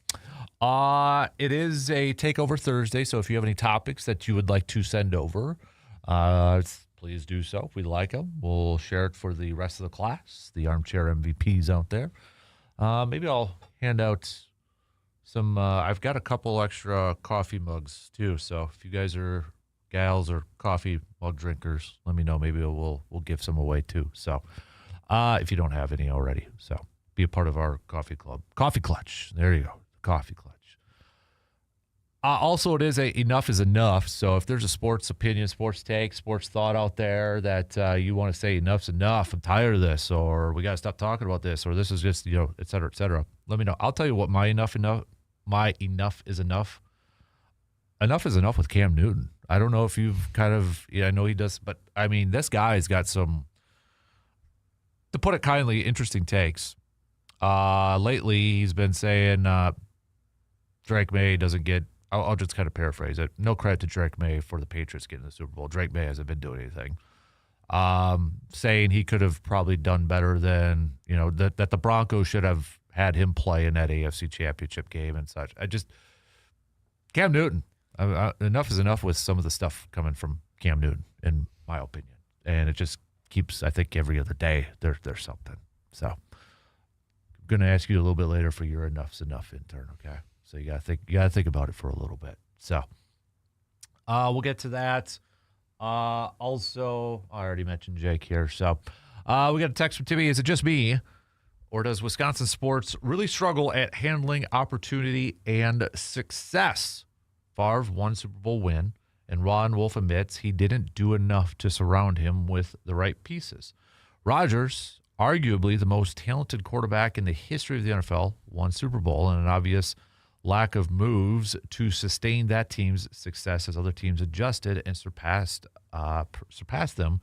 Green Bay stayed in neutral. Giannis, a force of nature, won championship, and no backbone front office to sustain anything except to bow down to his wants without regard for continuing team legacy. Brewers owners' job is to provide a summer of entertainment and passion and a way for families to connect. It's no wonder we lead the nation in drinking. When you put it that way, Tim, it kind of is hard to argue with that. Why did you have to put it that way? Because, man, it's really hard to argue that if you think about it. Because I would agree that on one hand, I do think, we do get entitled a little bit as Packers fans, but on the other hand, should they have won more with Favre and Rodgers? Yeah, I would say that if you got those two guys, you should have at least a couple of Super Bowls. So you could say multiple. I would agree with that. But God, why did you have to say it like that? Because now I'm just like down in the dumps, Tim. Come on, Timmy. Why? Ugh. But he's spitting facts, I think. Yeah. It's hard to argue that, isn't it? Yeah. It's hard. Man. It makes a lot of sense. Yeah. Timmy bringing it already this morning. I might have to get you a coffee mug for that. Dang it. How about let's go to another takeover. Carter, you had this. This is kind of an interesting one. Does being a former player make the best kind of coaches? Now, let me ask you this. What made you think of that? More because, Al Harris is getting interviewed for defensive coordinator jobs. Jim Leonard's getting interviewed, and Mike Vrabel's in the Super Bowl. Dan Campbell turned the Lions around. I mean, even we could go to the NBA. J.J. Redick's been really good with the Lakers. And so it's interesting to me. Sean Mannion, quarterback's coach. So when you say former player, you're talking about like a pro, playing at the pro. Yeah, like on an NFL team. And so for defensive coordinator, would we rather have had a former player or Jonathan Gannon? Or do former players are they able to motivate better? Are they able to coach better because they've somebody who's been in that position? Yeah. Yeah. So that was kind of my question, because I haven't thought about it a ton, but I think the more and more you're seeing more former players get hired, and it's turning out well. So I think the movement's kind of going towards former players. Yeah, I mean, and for former players at the pro level, yeah, a lot of them, I mean, they've played maybe a certain level of Division 1, 2, 3, or football or something like that. But, I mean, you kind of see it in baseball, right, where you see an instant jump from former players to to managers right away. Craig Counsell was an example, former player, a little bit in the front office, manager. Stephen Vogt, just most recently with Cleveland, went right from player to manager. Albert Pujols was getting taught. We've seen it a lot in baseball. A lot of it has always kind of been catchers in baseball have jumped right from that. So baseball, we've seen it. Basketball, we've seen it quite a bit. You mentioned J.J. Redick. Steve Nash got a head coaching job right away. Jason Kidd. Yep, Jason Kidd. Doc Rivers was a former player too. And you see a lot of that too, where those guys go from former player to announcer to coach. Steve Kerr is a great example of it too. And I know Steve Kerr spent a little time in the front office and such. But, football, you bring up the Mike Vrabel. I think in football you're not going to see – Phillip Rivers just got a head coaching interview with Buffalo, for crying out loud. So, we haven't seen that quite yet in Bart Starr. That one didn't really work out. But I'm trying to think of somebody who just like at football in modern era that just got done playing and jumped right into a head coach. Like, we haven't seen that quite yet. I thought we were going to get close with Phillip Rivers with some of the talk. Josh McCown was another name that was being thrown out there. So I think at least in football, what I appreciate it with the NFL, you at least right now have to kind of go through different steps, right? Like, Vrabel had to be a defensive coordinator. He got his feet wet, got experience going through that and such. I know what you're saying, too, and I think that's an interesting question. Like, do the players maybe relate more to guys who maybe just got done playing not that long ago? Like, guys who have been in the trenches, right? You've heard that before. I've been in the trenches before. I know, I've been where you've been, sort of thing. Does that maybe relate more with players in this day and age? I do think it depends on their characteristics. I don't think Aaron Rodgers would be a good quarterback's coach. Yep. Like, Brett Favre would be an awful. Everybody talks about Brett Favre being a head coach, or Brett Favre would be awful. Yeah, but I guess I don't know if Tom Brady, but quarterback's coach, would he be a good one? Like, just teaching. And I think, like you said, it's good that they start out lower and then build up. Mm-hmm. But when you start as a former player at that lower, does that help a team? Like, is it better for former players to come in there and work their way up rather than people who are just coaches? Mm-hmm. Yeah, because, I was kind of looking up. So Starr. So even Bart Starr was quarterback's coach for a year with Green Bay. I forgot about. I was wondering. And so he got done playing 71. Then he was a quarterback's coach 72, and then head coach from 75 to 83. So not a ton of experience there, but you're kind of even seeing it though a little bit in Division I college football. Former players taking head coach. Michael Vick, Deion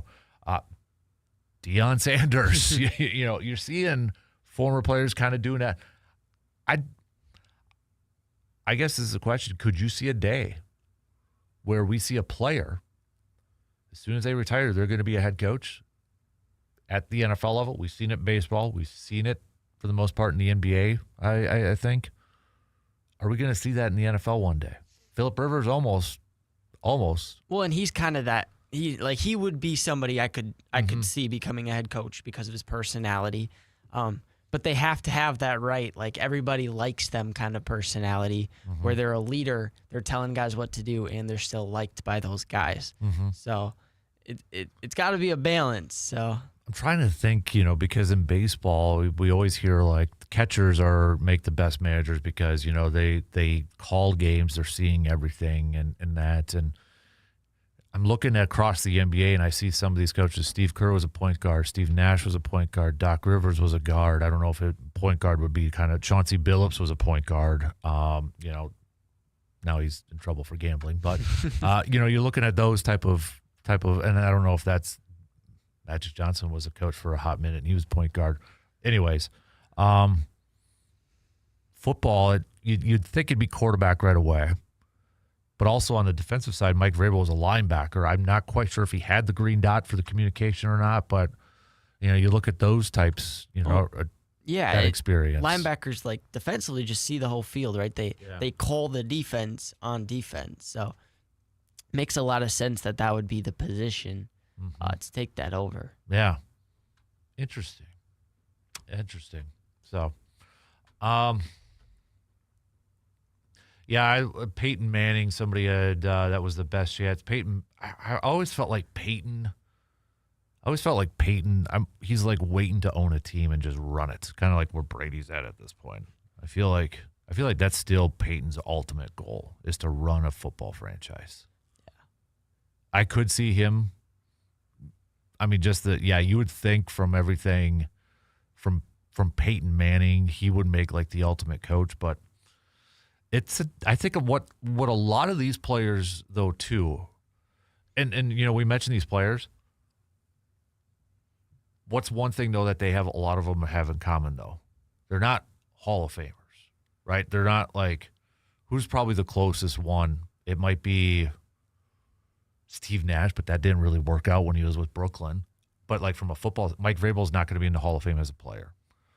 Bart Starr's in the Hall of Fame as a player, but didn't work that great as a coach. Forrest Gregg might be maybe the most successful one. I'm just going way back in his. But, I'm thinking about these guys right now because I think what a lot of those, I guess where I'm going at is a lot of those great players probably know the time dedication it takes to be a head coach.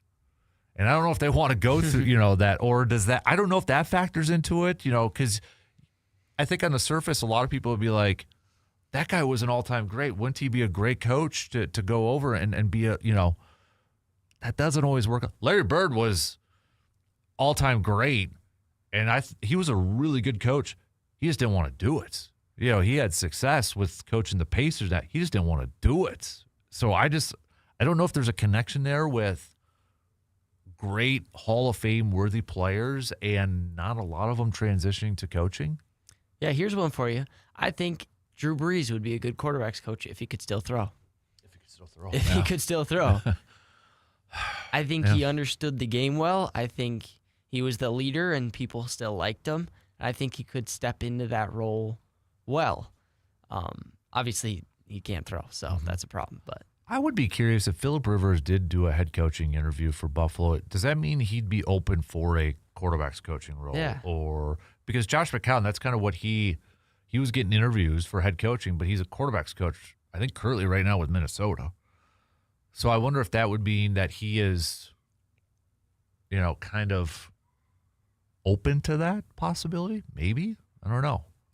But, and, we've seen examples of players even in the NFL going from not to coaching, but right to front office. Like, I think the John Lynch one was one of the more surprising ones because he was a TV guy, and then all of a sudden he's a general manager. It's like, whoa, what is this, the NBA? Where you're taking a TV announcer to, for what's worth, John Lynch has done a really good job. Yeah. John Elway. John Elway did it too as a front office guy and such. So we've seen examples of like maybe the Hall of Famers or the greats making that jump, but it's an interesting question. Rest of you could chime in on there. It's a good one. All right, we got to take a quick break. Plenty more to get to, though. We'll be back after these few words.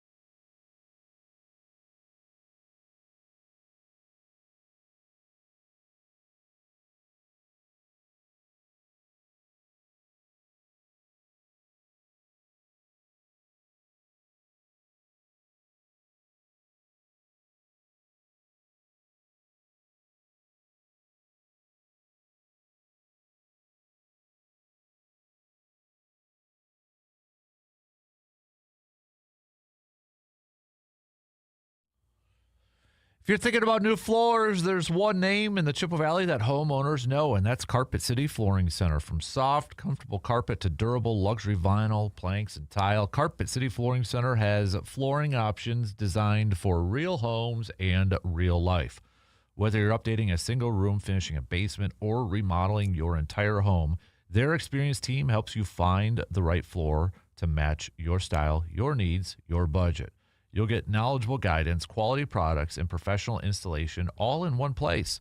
No confusing choices, no high-pressure sales, just honest advice and flooring that you'll feel good about for years to come.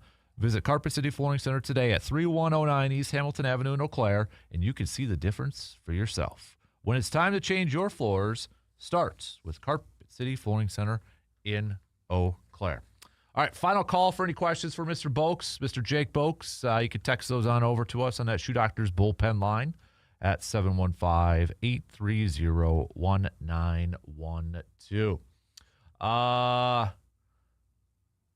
We've got a couple of messages here. Kyle says, I see Peyton more on the John Lynch and John Elway role. I could see that too.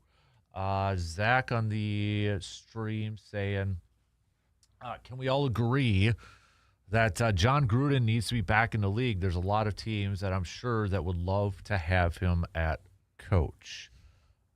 I guess I'm indifferent on that. I know we've talked about the John Gruden stuff before, but I mean, essentially, if you just go at numbers, you'd be getting an average coach. If you look at wins and losses, yeah, he hypes up a lot and he talks a lot and such, but outside of a Super Bowl with a Tony Dungy roster, what else has John Gruden done?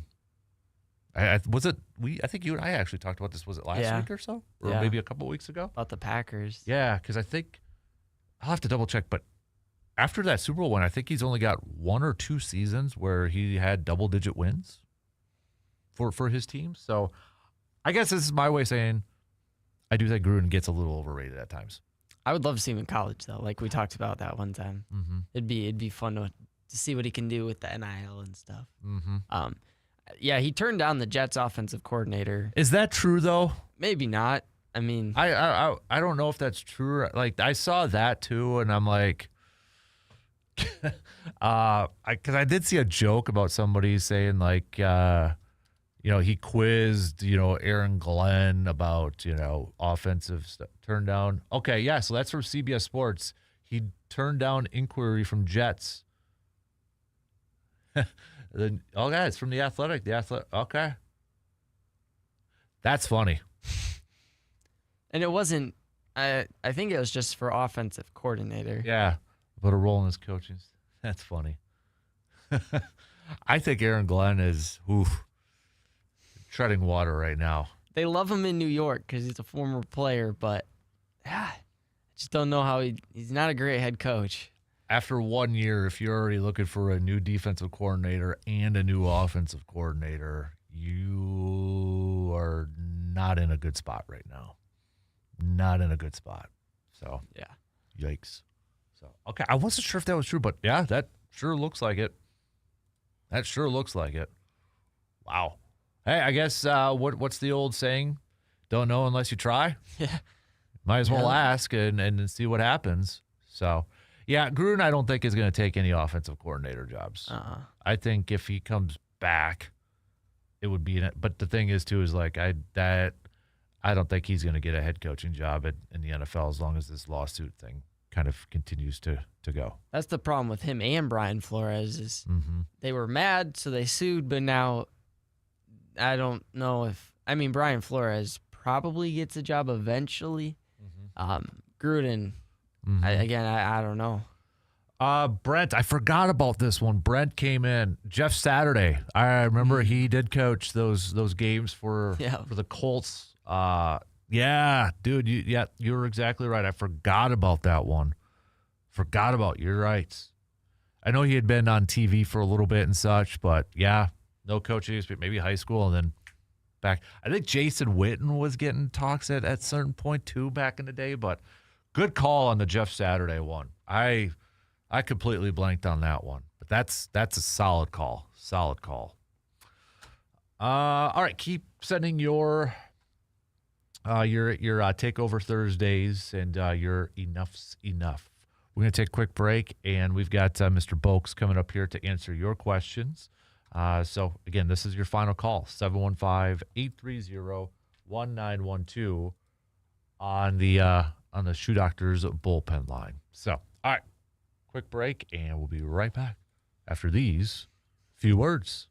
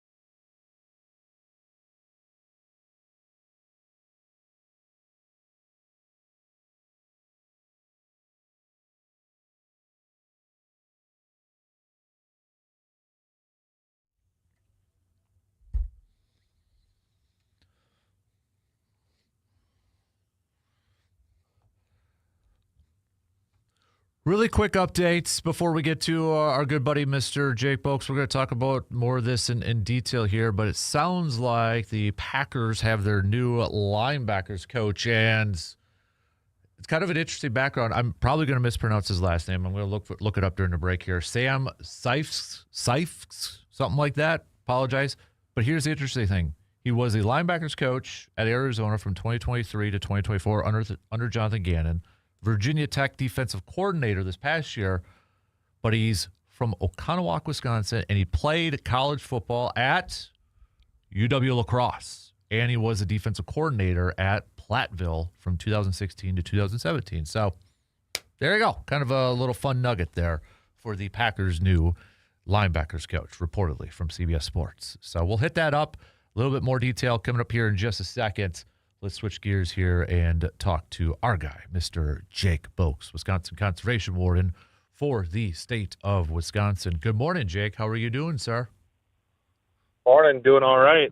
Hey, Sounds like I might have played football against your new linebackers coach at some point. where did you play football at? I played at Point from like 11 through 14, so I don't know what years he played at La Crosse, but it's got to be close to there. He played, it looks like, 1 year at La Crosse in 2011 as a defensive back, and then he went to There we go. student Playing assistant. tight end. Oh, Maybe I caught one on him. maybe. Oh, dude, we got to go. We need like people to look this up and go through film and all that, man. We gotta see this. So, all right, inside info. I like it. That's fun. No, that's cool. Good for you guys. Sounds like Wow. a good dude. Yeah, that is really cool. That just even made it better. So, you staying warm out there, big guy? I'm trying. Yeah. I think we're all just trying. Trying to get Cold. through this. I knew it was gonna stay cold, but I guess I didn't check the weather this week. I didn't realize I was gonna wake up to -8 again today. So we got to have plenty of ice. I mean, no ice is 100% safe, but you got to think it's pretty safe these days with how cold it's been. Exactly. Well, hey, speaking of ice and ice fishing, we did have a question come in, and it said, I'm constantly seeing pictures of people catching fish and just throwing them on the ice. Question for Jake, is that legal? So the answer would be no. Even a fish, like if you're able to identify it as an invasive fish, like a silver carp or whatever, some sort of invasive fish, you still can't just throw it on the ice or throw it on the shoreline. If every fish, no matter what it is, or everything you take out of the water, if you're not going to keep it to eat it or whatnot, if it's a legal animal or an invasive animal, you got to bring it to either like a trash can or the DNR office or something like that. So no, you cannot just catch and throw something on the ice. I hear stories about people that don't like northern, they'll throw a little hammer-handled pike on the ice or in the rocks or to the eagles and stuff like that. And even if you don't like the animal, you can't just waste it. It's got a part in the ecosystem and everything like that. So what if they're keeping the fish? Is that okay then? If you're keeping it and you're just throwing it on the ice to, freeze it or throw it onto your ice shack until you leave, yeah. I mean, that's totally legal. I guess maybe I misinterpreted the question, but I assume it meant they just didn't like the fish, so they're littering it on the ice, left it there when they were done fishing. Yeah. But yeah, like when you're catching, if you catch, 10 bluegills and you're fishing, you throw them out the ice shack so they freeze and die quick and whatnot, then yeah, that's fine as long as you pick it up. Yeah. Yeah, that's kind of an open-ended question, so I'm not quite sure, if they're just referring to throwing it on the ice or like throwing it on to keep it too. So, I mean, it kind of almost depends on what the goal is, I guess, right? Yeah, no, it doesn't. It's a good question. It actually sparks a conversation I had with an ice fisherman this last weekend.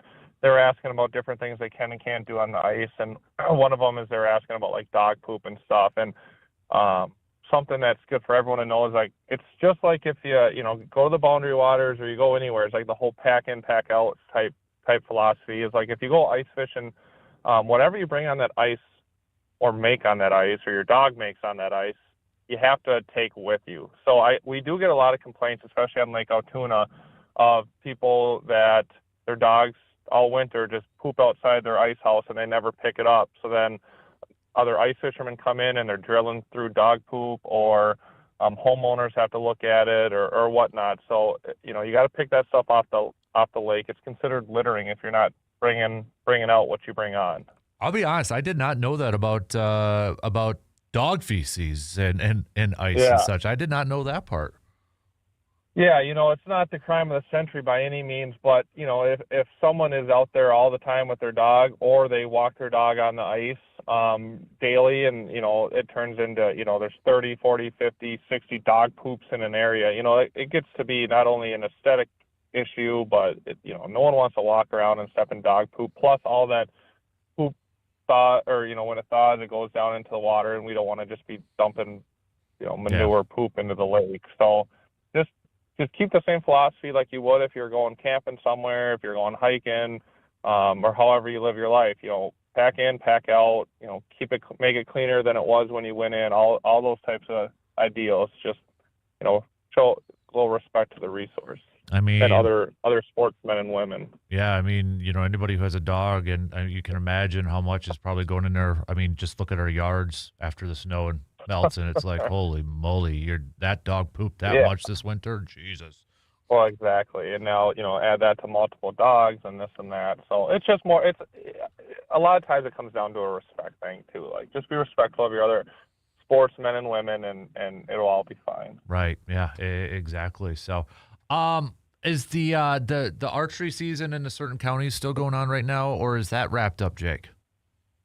End of the month, so It's wrapping up here in a couple of days. So the last couple, you know, I think about 2-3 weeks ago, we were probably talking about how it was actually maybe, you know, 30, 40 degrees and not a bad time to go sit out with the crossbow if you wanted, or bow or whatever. But I think the last week and a half has been the exact opposite. Unless you got a giant propane 55, you know, gallon or pound propane tank, and you're pumping in heat into that shack or your hunting shack, it's probably pretty cold out there. So, and today is no different. So you could definitely go out and hunt today if you want, but it's pretty cold. Couple more days. Make sure you read the regulations. If you are going to try to sneak out one last time, make sure you go into a county that has that extended archery season. But finally, come February, I think we can actually call the 2025 deer season's closed. That's still weird for me to say that, Jake. I don't know about you, but maybe it's just because I'm still used to when we were younger and such, and it was like December 31st. You know, that time frame was end of the year, bow season's done. Right. No, it's definitely weird, especially like in our job. You know, people start talking deer, you know, next month already for 2026. But you know, we start actively patrolling for legal hunters, you know, that second weekend of September. Mm-hmm. So usually around that September 13th, 14th mark. And it's a long time ago. Yeah, no kidding, dude. So. It's like a quarter of my kid's life at this point. It's a long time. So it's a long season. So there's a lot of opportunity in different parts of the state if you want it, or if you want to go for it. So that's the cool part about it, is if you're an avid bow hunter, or you're looking for something different, or the ice doesn't form right. I mean, there's opportunity. Sometimes you have to travel, but there's opportunity if you want it. I got this email, and this is just my question, Jake, but I think this was from a while ago, but it was from the DNR, and it said, you know, if you find a bear den or something, to report it to the DNR and such. Is that something that, like, you take as phone calls? Is that just for, like, gathering data purposes or anything like that? And I guess, too, to feed off that, if you happen to see one, like, how close should a person get to make sure it is a bear den too? You know what I mean? Yeah. So to answer the first part of your question, the wardens don't really have anything to do with that, unless, you know, someone illegally goes in and shoots a bear or is harassing bears or stuff like that. When it comes to that, you're right. They're gathering biological data, different data points, different information, and it looks like they are still seeing that. So if you're going on a walk, or you see a bear go into a culvert or this or that, you know, it is a good thing to document and send in, because there's only so many biologists and technicians that can go and find where they're at. So it's very helpful. You know, the public, not only in the warden gig, but in all of the DNR, the public is a huge help, a huge cooperator. Without the public, you know, half of the DNR stuff doesn't get done. So really appreciated. But yeah, looks like they're looking for you to do that, to try to grab some pins or talk to them where their general area is so they can gather that data. If you are, looking for them or find one, I guess what they've said in the past is that you should stay, at least 30 yards away from the den. At no point should you ever be looking in the den like, oh, I wonder if there's a bear in here, whether you're hunting or not. Mm-hmm. You don't want to put yourself in that spot. But if you think you found one, you just document it, say about 30 yards away, drop documented GPS coordinates or use your Onyx hunt. It seems like 98% of people have Onyx these days. Make a pin and report it. They do have a black bear den submission form on our website. So just like we were talking about cougars and Bigfoot and everything, and using that wildlife observation report, all I did while we were talking here is typed in WDNR black bear, and it was the first thing that popped up, and it's a very quick area to find that, or very easy to find that submission form. So if you want to help out, or you see one, or you know one, fill out that form. It's always appreciated from the DNR, from the staff, from your local DNR staff. Jake, we got a question that just came in from trapping. They're wondering if with the deer season, archery season ending, does that coincide with trapping season? I don't want to steal your thunder, but it probably depends on the species. It probably depends on the species, right? 100%. With the deer season ended already in some other areas, so that coincided maybe with like some pheasant closing and different stuff like that. These extended archery seasons kind of change the natural, or like that more solidified closing date. So I don't know if this coincides with much, to be honest, when it comes to trapping. Your bobcat seasons are open. Most of your seasons are actually still going to be open. Bobcat, otter, fisher, stuff like that, beaver. A lot of these species, trappers like to wait till later in the winter when it actually starts warming up a little bit to try to get their the animals they're targeting and stuff like that. So we still have a little bit of time. Perusing the regulations quick, it does show the bobcat ending. The second period of the bobcat does end on the 31st, so that coincides there. But looking at some of the other ones, they still go through February or March or April. So looks like probably this week it's the end of the extended archery and the bobcat. So this is just my question, Jake, for trapping registration. Is that still the same as like going online, using the app like it is for hunting and such? For some it is, for some it isn't. Okay. In the last few years, about 5 years ago, everyone had to bring in their fisher, bobcats, and otters to the wardens to get them certified and registered. And we were kind of still doing it, paper copies, tags, and stuff like that, your more, quote unquote, old school methods. But within the last couple of years, they dropped off the requirement to have a warden tag your fishers or otters. So those ones, if you draw a tag, or you might automatically get your tag just sent to you with your license.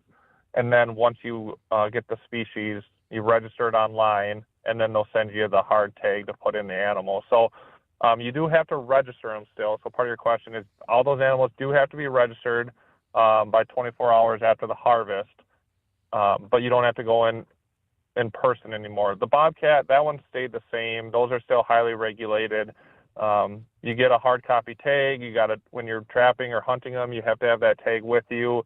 Then immediately upon killing the animal, you got to put that tag through its mouth, through its eye, through its mouth, register it within 24 hours online, call the warden. So it's a little bit of a process, but it's a good checks and balances, because fur prices go up and down, and they have been low, but bobcat prices are actually pretty high this year, especially like, a Montana bobcat you can get for over $500 right now for one cat. So it's really important. Wisconsin cats are different than out west cats, but they're still more expensive than they have been in the last few years. So it's important that we have those checks and balances. A last question for you, Jake. It just came in, but it goes to deer again. with when deer season's over with and people kind of start walking around in the woods and maybe looking for sheds, this person's asking if I do find a dead buck that's been, dead for a while, is that something I have to report, even though if it's just kind of like bones left so I can keep the antlers, or is that like a free-for-all? So things you can grab for free where you don't need a permit or have to buy them back from the state or anything like that are exactly what he said, were bones. So like clean bones, like white bones, or antlers, whether they're shed antlers or antlers attached to like a clean bone skull. So if you find a dead head, it's got to be clean. You can't have a bunch of meat on it. You can't look at it and be like, oh yeah, that thing died this winter, or that thing died this fall, and it's still got, blood and brains and everything in it. If it's got that, then legally you do have to call a game warden, call the DNR, get a hold of a game warden, and then we have to take possession of it.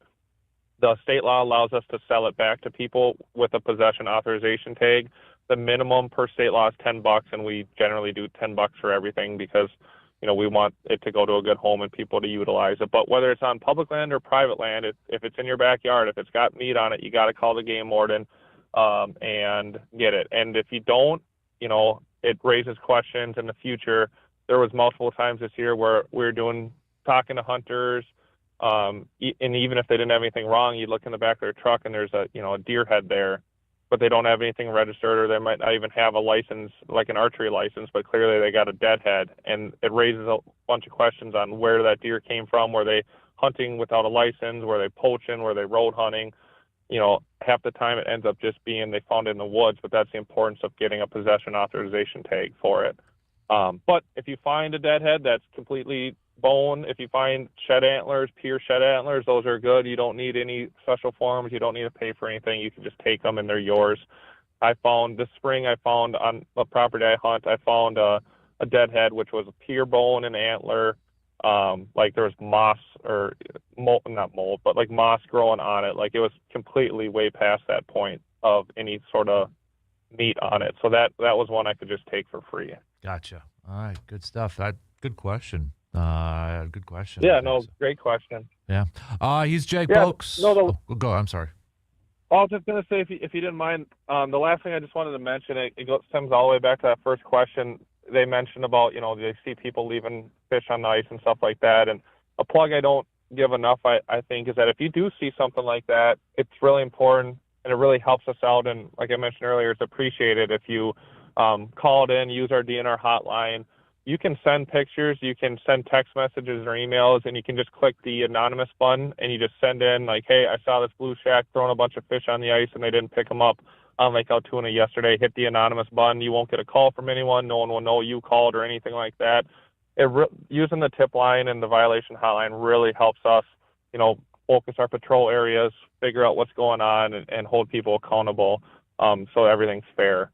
So just wanted to throw that out there real quick. Absolutely. He's Jake Folks, Conservation Warden for the state of Wisconsin. As always, man, appreciate the time. Stay warm for another day or two. It sounds like maybe we're getting a little bit warmer coming up here. So, and be safe out there, bud. Yeah, no, appreciate it. We'll see what happens. You guys have a good one. You too. There you go. There's Jake Folks again joining us here this morning. We got to take a quick break. We'll talk some more about this new Packers linebackers coach coming up after these quick words.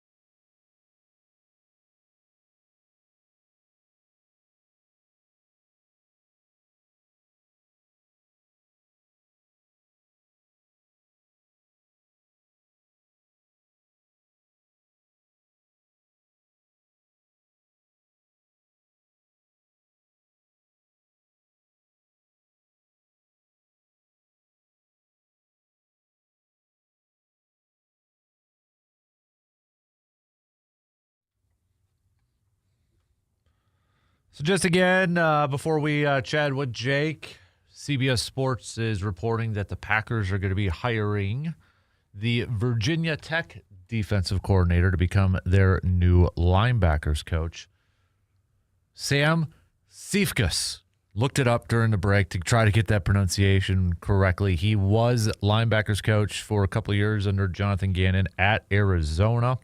But what is the cool thing is he's from Oconomowoc, Wisconsin.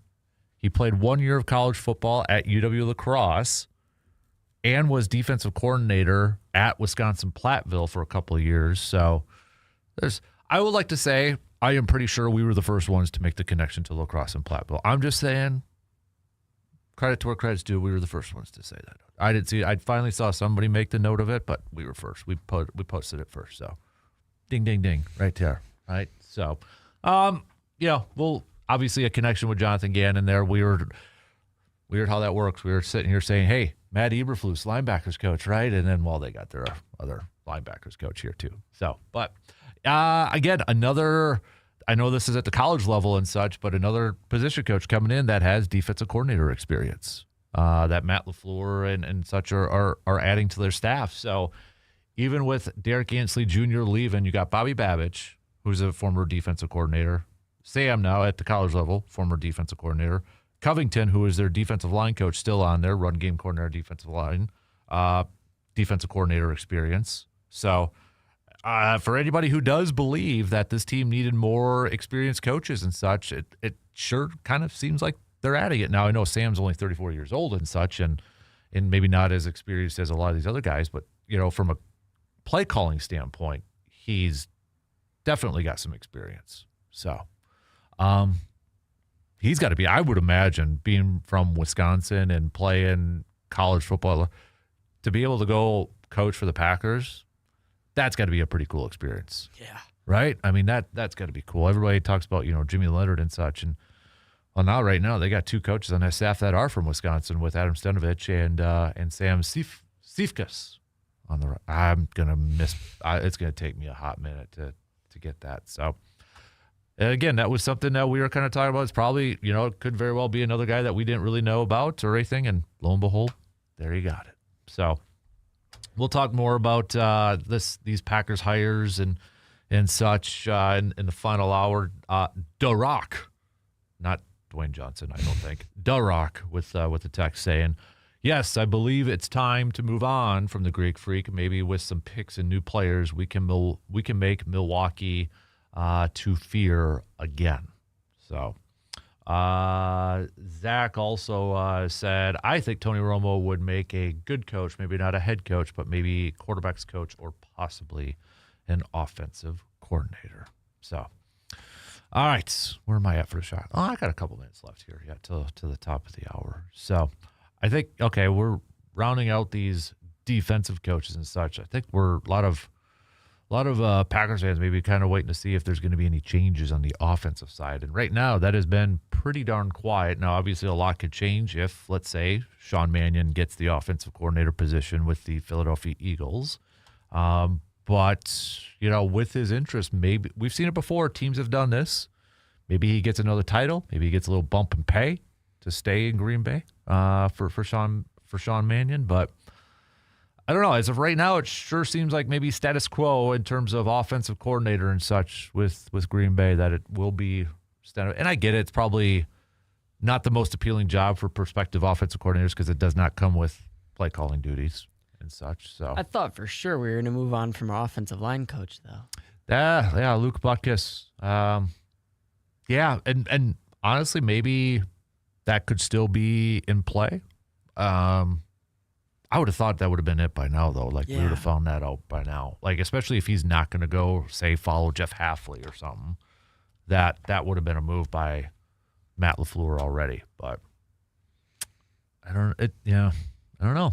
Kind of interesting. So, all right, shot clock's going to cut me off here in about 30 seconds. So, reset everything. Final hour coming up. Send us your topics for this Takeover Thursday. What's a topic that you would like to discuss and throw it to the rest of the listeners out there? Please send those on over. Also, enough is enough. Enough is enough of what? Give us your sports take, opinion, thought, where you're just like, enough's enough with this. Also, we'll talk some. I might throw a little baseball chat in here with the Brewers. 3 weeks from today, 21 days, pitchers and catchers report, by the way. So got that. Obviously, more Giannis talk. Do you think it is time for Giannis and the Bucks to break up? Do you think so? We'll hit that up right away. Coming up after these news updates.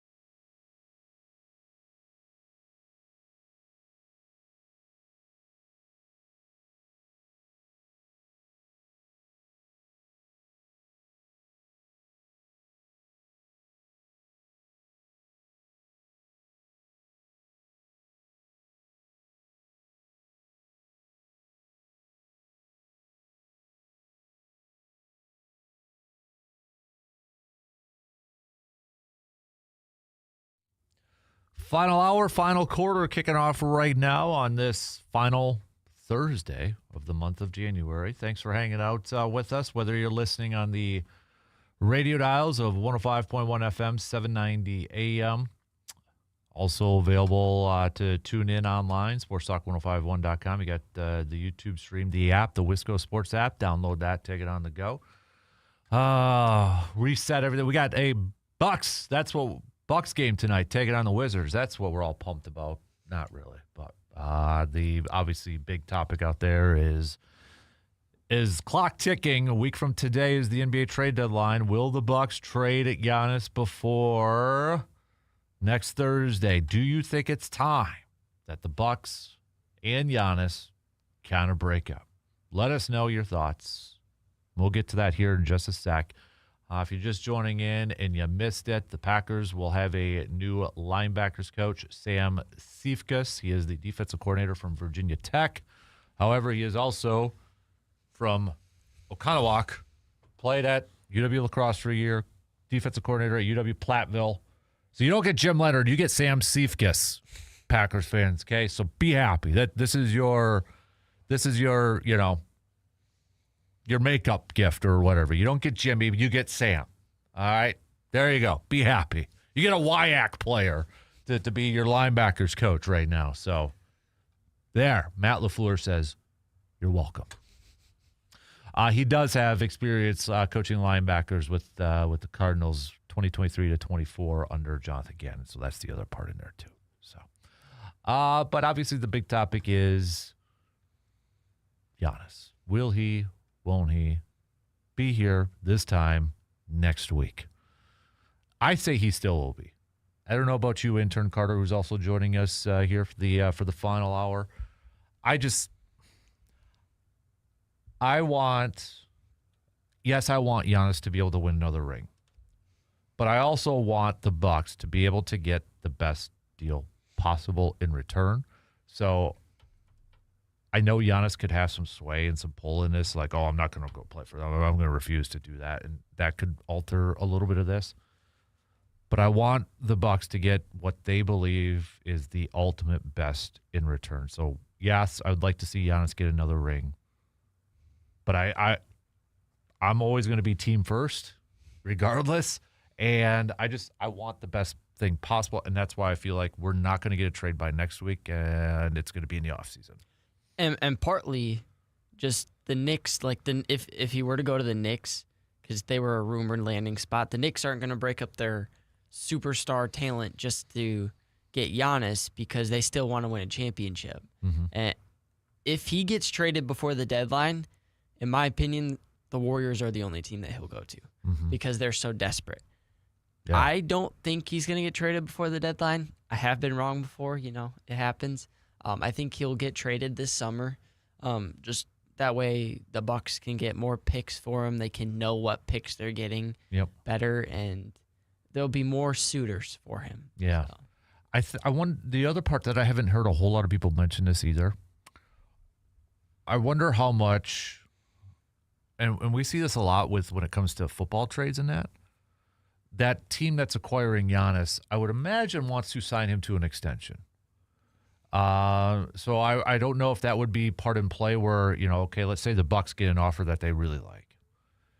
Would that also have to come with the team gets permission to negotiate a new contract extension with Giannis? Because, if you're giving up a lot of that, yes, he's got 1 year left, but I would imagine that team wants to make sure Giannis is going to be committed for a few years.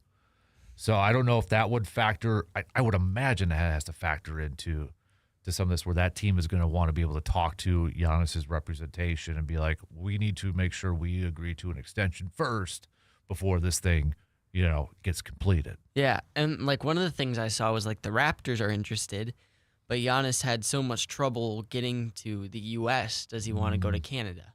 Does he want to leave? And so that could be another factor. I don't know, but yeah, I'm not sure either. But man, it'll be whenever it does happen. I think, can we kind of say it's going to now? I feel like it's going to.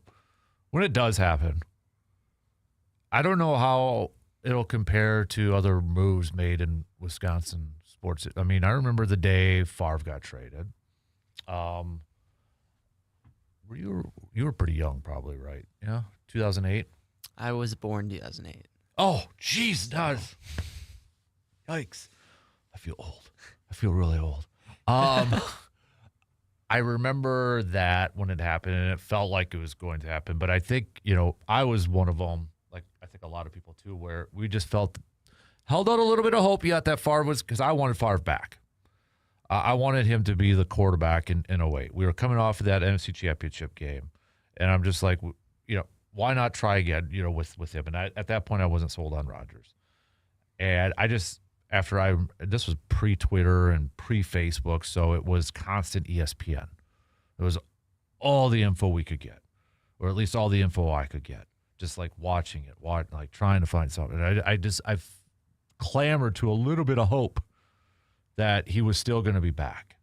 And then, he shows up to family night and is playing. I'm like, oh, okay, he's forcing the issue. He's going to be back. He's going to be back. And then I still remember Ted Thompson talking about, how weird it was to sign the papers to trade Brett Favre and that. And I don't know if it'll be at that type of kind of a weird feeling sort of thing, because it was such a weird old summer overall with Favre retiring. I still remember this day, March 4th, 2008. I remember it I was in college. A quick story here for you. So March 4th, 2008, I just remember it because Favre in that. College, UW-Eau Claire, one house with 4 buddies I graduated high school with, so 5 guys in a house. I remember my roommate, Joel, because I had a later class, so I was still sleeping. He just runs into my room, and all he says is, turn on the TV, and he leaves. I kind of thought, uh-oh, and it was that. And I remember walking down the stairs, and my best friend, Jake, walks in. We didn't even say anything. We hugged. And I wore my Favre jersey to class. I remember one of my professors, it was a Tuesday class. It had to have been a Tuesday, because she said Thursday we were going to watch, the presser. But we never did. I don't know why. She never put it on. So, but I remember it was a set. We did a toast in the house that night. All 5 of us grabbed an adult beverage, and we did a toast, and it was sad. It was sad when he was retiring. This is obviously different. So then it's he gets traded, and it's oh. So I don't know what it's going to feel like when that day comes, because I don't know if I could compare it to the Favre thing, and that's probably the closest. The Rodgers one, I think we were at a time where we're just ready to move on, sort of thing. So I think this is going to be somewhere in the middle. I think it's going to be weird. Yeah. Just because we've been hearing these rumors for so long that we've become accustomed to it. Rumors, I hear a Giannis rumor, and it's just the sky's blue. Yeah, it makes sense. But to see him actually in a different uniform is going to be almost sad, just because he's done so much for the state of Wisconsin, the city of Milwaukee, that it's you don't want him to leave. But I feel like it's going to be in the middle of a Favre and a Rodgers feeling, whereas it's going to be the sad and the weird part to see him in another jersey. But I also feel like there is that portion where it's but it is time. Mm-hmm. I don't want to speak for everybody, but I felt like for Favre, I don't think people were ready, or they didn't want to see the end. A majority, some were ready to move on. But the Rodgers one, it was really different, because I think there was a majority of fans were just we're ready. And it was more just, I think they were tired of the constant talking and what does he mean by this? And his darkness retreats. Yeah, Pat McAfee show appearances. And I think everybody was just getting annoyed. So I almost feel like it's in the middle of that, where, it's going to suck, because for one, let's also make it, Giannis made the Bucks relevant again, right? And he's the one who brought a championship that a lot of us finally got to witness. I wasn't around when the Bucks won it with Kareem, Lou Alcindor, or whatever. I wasn't around. So I feel like it's going to be in that middle where it's going to be sad, it's going to suck, it's going to stink, it's going to be weird to watch him in a different jersey. But you also kind of get it and understand it. Mm-hmm. It's in the middle of that. And for us as Wisconsin sports fans, I think what's even going to be weirder is watching a team rebuild. Because for me, I didn't really pay attention until Giannis was on the Bucks. So I haven't really seen a rebuild in Wisconsin sports ever.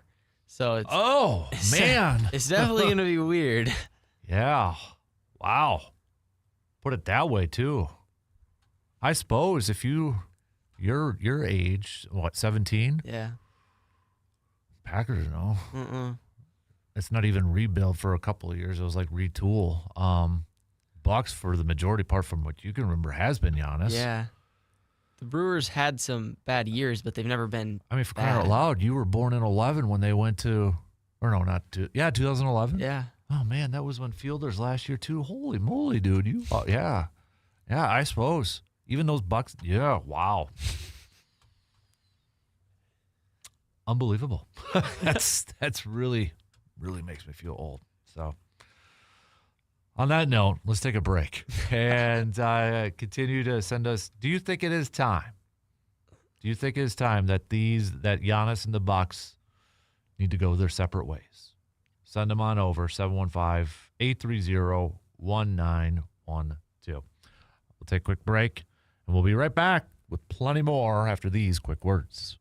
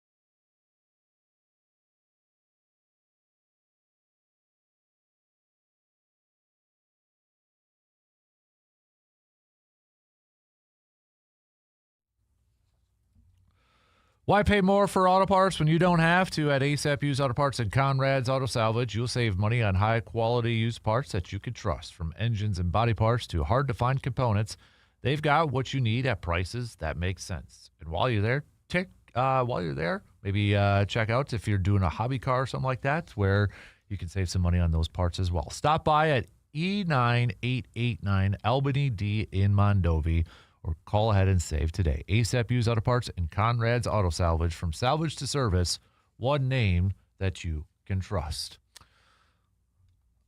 Where did I? Nope, I didn't have. I thought I had. That's spam over there too. So Continuing our Giannis talk here, yeah, it seems like the majority of people who are chiming in, I should say seems like it is the majority of people who are chiming in right now on our texting line that they think it is time to break up Giannis and the Bucks here. Again, I don't think it's going to happen this year. A couple of you said you don't think it'll happen by next week or two. It would have to take, I think, excuse me, a very, very, very, very, very desperate team to get that thing done. Like, very, very desperate. Right now, if the Bucks are that serious about trading Giannis, to me, they hold the cards, right? I mean, they hold the cards. They hold the direction on this thing is going to go. They can stay in pat. They can hold it out. They can play a little chicken with some of these teams. You want the prize goose right now. You need to really come up with an offer that we have to sit there and say, you know what, we're not going to get better than that next year. Like, that's what it's going to have to take. I put those chances at pretty low that that's going to happen by a week from today. Especially the thing that would it be different if Giannis was healthy? I think so. But the fact that he still might be missing a few weeks here, and the fact that it's been a consistent injury this year, I wonder. I do think that factors in a little bit. So I don't know. It's the main question is going to be, how do teams like the Bucks and the teams that are inquiring with the Bucks, how do you put a value on a guy like Giannis? Like, what is that value? We don't know what that value is. Like, we were talking about the Luka trade. No. Like, Luka is obviously one of the better players in the league, but that trade was so one-sided, you can't even use that as a basis. Like, if a team came with a similar offer to the Bucks, I hope John Horst laughs. Yeah. And say, we're not that stupid. You know, we're not that questionable decisions have been made, yes, but we can't be that stupid when it comes to that. So I think it'll be interesting to see also how, like, what the Bucks want, because I think I saw a report where it's like they want a blue chip prospect and some draft picks, but who do they consider a prospect? Like, is Jonathan Kuminga from the Warriors a prospect, or kind of what do they want from that young player that they're gonna get, and depending on that, how many picks do they want with that player? I think too they got to figure out, do they still want to, quote, compete? Or are they willing to wait this out for a couple of years and kind of rebuild and reset everything? Like, what's the goal for them? Are they trying to find a package where they can still compete for a championship or whatever? Or let's wipe this slate clean and it's going to be a rough couple of years, but we're going to put ourselves in a better salary situation, more controllable assets for these players too. And all the talk's on Giannis, but Miles Turner's a good player. I mean, he could demand a couple picks and a player, and Kevin Porter Jr. is pretty good, and Kyle Kuzma. I mean, you could just clean house if you're going, and that's, in my opinion, if they trade Giannis, what they should do. I don't see the value in keeping players. Yeah. I would clean house, but you could, like you said, do what the Thunder did, just clean house and then build it back up. Mm-hmm. So. Yeah, and that would, again, require the patience, and you'd have to have that ownership, which that ownership has already shown that they're willing to invest money to build a winner. So is the ownership going to be willing to be patient with it? That's the big question mark. Or are they going to be all antsy and be like, no, we don't want to sit around and be, maybe collecting lottery picks for a couple of years and such. I mean, I think if you decide to clean house, like you said, you have to look at Miles Turner. You have to look at Bobby Portis, probably trade those guys, and probably a different head coach. Absolutely. You might as well just wipe everything clean at that point. Well, and I think they'll keep Doc through the end of the year because he's doing a good job of losing. But you need a new coach to just help build the rebuild. So. Mm-hmm. And, that's the other part, too. I'm sure, some coaches are like, is that even a desirable destination? Well, you're going to be able to find a coach. Somebody will go on and take that as a head coach. So, but it's dark times, I think, are coming right now for Bucks fans, and it stinks. And it's going to be one chapter closes on a very, very. We'll do the kind of memoriam and all that when it actually officially happens. But as a fan, I don't want it to happen. I want Giannis to be that old soul, that old school guy that stays with a team and finishes his career and such. But it just, my vibe is that's not going to happen anymore. I will say, ever since our championship, we've kind of, I guess the year after we were good, but we've kind of gone downhill. So for me, it's like I love Giannis and I'd love to keep him for his whole career. But there's a little bit of excitement in, like this year, we could lose to the Wizards tonight, and it wouldn't surprise me. Man, we lost them twice already. So there's some excitement for me in knowing, like, yes, we're going to be down a couple years just like this year, but then we could retool and get back to the top of where we want to be. And I feel like if they want to collect those picks, if we believe the experts that this draft is got some talent, potentially loaded with some talent in there, now is probably the time to do it, to go get those guys. Yeah. And this is another part is crazy to me. I mean, we have Giannis, and we're, I think, 12th in the conference. That's crazy. So, I mean, you're not going to get much worse without Giannis. So it feels like he's missed more than 15 games. Yeah. This season. Like when I thought it was going to be like 20 or something, but the fact that it's 15 is still a lot, I guess, at this point, a little like into the third quarter. But it feels like he's been gone for longer than 15 games. Yeah. And, you go back to those last few years, too. I know injuries when they got to the postseason, whether it was Middleton or whether it was Giannis that was injured in the postseason, and it really affected. And then obviously Dame with that injury last year, too. There's a what-if card that could be played with the Bucks after their championship. If they could have just stayed healthy, would they have another one, or would they have been closer? What would the situation be differently if they could have stayed healthy? I know everybody's going to point to the Dame trade. And I honestly believe, everybody's like, I love Drew Holiday. Drew Holiday is one of my favorite all-time players. But what I think pushed that trade to happen was actually Chris Middleton. Because Chris Middleton was dealing with so many injuries. I mean, he's shown his age in that. Where it was like, they don't have any more offense behind Giannis. Kind of where they're at right now. Like, they needed another guy that, if Giannis is going to miss time or Giannis is off, or another option. It wasn't Middleton. Drew Holiday is not another offensive option. Dame was that, but it didn't work. It didn't work. And I think, in my opinion, that was the move, because everybody wanted, hey, we need another option beside, Middleton's not the guy. Giannis needs another Robin. I think people would have liked that trade more if it was like they could have kept Drew Holiday and then bring Dame and not have Middleton. That ultimately, I think, was a trade. It's like, okay, we see what's happening in the playoffs. We're getting hurt. Our second options we need another offensive option. And Dame and Giannis just didn't fit. But yeah, I mean, you couldn't have foreseen that. I mean, no. I loved the attempt by the front office, just because at the time, I mean, Damian Lillard was a top 10 player. I mean, he was really good. He took Portland to the playoffs and won a couple series. So it was a great try. It just didn't work like you said. So. I was like, oh, yeah, okay, like, because it felt like it was going to be all Miami. That was the trade destiny, and then all of a sudden it was Bucks, and I'm like, wait a minute, Yeah. We could point at moves that didn't work and such, but is it fairly similar to the gripe that a lot of Brewers fans have with their team? A lot of Brewers fans say, just try.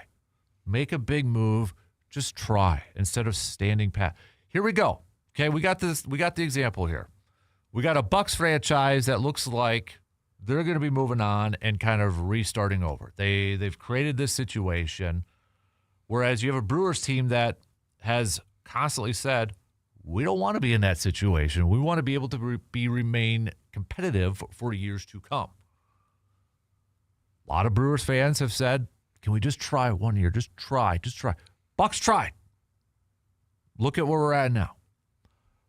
Brewers don't make those type of moves. Which one would you rather be?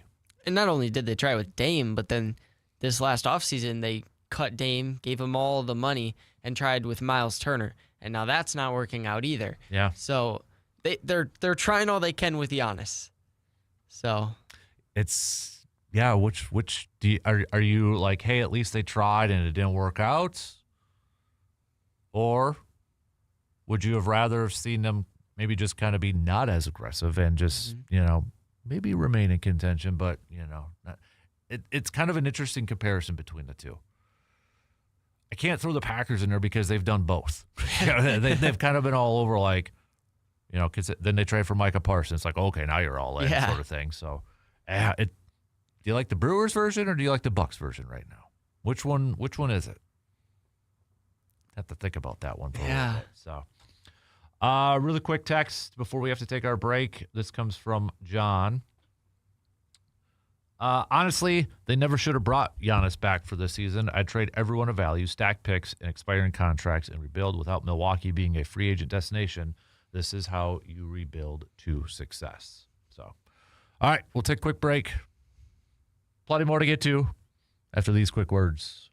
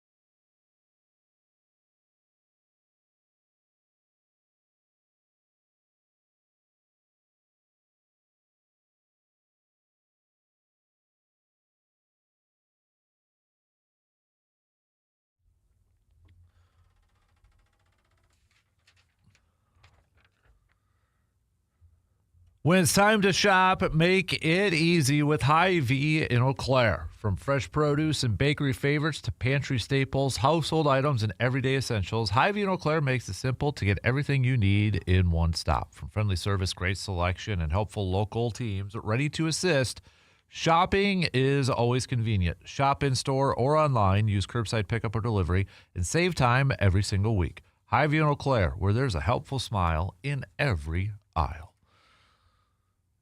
Do you remember how I pronounced the new linebackers coach name? There. Seifkes? Seifkes, yeah. Is that Seifkes? Seifkes? Sam Seifkes. If you're just joining and you're like, who? Apparently that's the new Packers linebackers coach, was defensive coordinator with Virginia Tech. But he played 1 year of football at UW La Crosse and was UW Platteville's defensive coordinator for a couple of years too. So also coached linebackers with under Jonathan Gannon at Arizona for, was it 2023 to 24? So got a little bit of experience there, but it sounds like he is coming back to the state of Wisconsin to coach the linebackers for the Packers. So with that, you got the Bobby Babich hire from yesterday. Seems like, assuming that there's not going to be any more, well, let me just bring it up just in case here. The coaching roster for this Packers team. Let's go on the defensive side. So Derek Ansley Jr. is reportedly gone. Wendell Davis, defensive quality control coach, reportedly gone. Ryan Downard, gone. Sean Dugan, gone. I'm a little surprised that Vince, their assistant defensive line coach, isn't following Jeff Hafley since he came from Boston College with Jeff Hafley. But right now, from all accounts, DeMarcus Covington is still going to be there. You got Jonathan Gannon. You've got Bobby Babich. And then you're bringing in Sam. You got four guys that have experience with defensive coordinator. So for anybody who wanted that experience, you're kind of getting it with these hires so far. I don't know about you, but I'm waiting to see if there's any changes when it comes to the offensive side. I know you mentioned offensive line coach with Luke Butkus. You know, Sean Mannion's interviewing. He's got a second interview for the offensive coordinator job with the Eagles. Obviously, if he takes that, they're going to be looking for a new quarterbacks coach. I think a natural promotion fit would probably be Luke Getsy. He is a former quarterbacks coach for Green Bay, two-time offensive coordinator as well. That would be a just kind of a natural progression to that. Connor Lewis, pass game specialist. He also was the assistant quarterbacks coach. That could be an option. So I feel like if, let's say, Sean Mannion does get that offensive coordinator job, I feel like that would be one that they're just going to kind of promote from within. Yeah, essentially. Probably. So, but I think, the two that we're really maybe kind of waiting on the offensive side at least, is Steno and Butkus, Lucas Butkus. Is there going to be any change from the offensive coaching standpoint? But the longer this goes, and I know Packers fans are getting upset because the team hasn't mentioned or released anything. This is typical Green Bay. Yeah. I mean, they're not announcing every little thing. They're not parading out Jonathan Gannon right now like the Chargers, did with Mike McDaniel and Impressor. That's not what Green Bay does, and it's not what they have done. So I'm not. Would I love to know? Heck yeah, I would love to know, because I'm like a little kid leading up to Christmas. I'm anxious and I want to know stuff, but I've also been down this path too many times to know any better that this is Green Bay's way of doing things. So as we get further and further away from the season, it's and these changes haven't been made. I think at some point they're just gonna keep it. Mm-hmm. So yeah, and I think that's the case with Rich Bisaccia. I think he's on this team. Maybe he's just assistant head coach, and maybe they do something different. But kind of remains to be seen. Although, if my memory serves me correct, maybe the Tom Clements one was a little surprising when he did retire. But, I mean, he was at that age too. So we'll see how that plays out. I'm not quite sure. But don't get too wound up because the Packers haven't officially announced. They're probably – the one thing, too, they do with these coaching staffs is that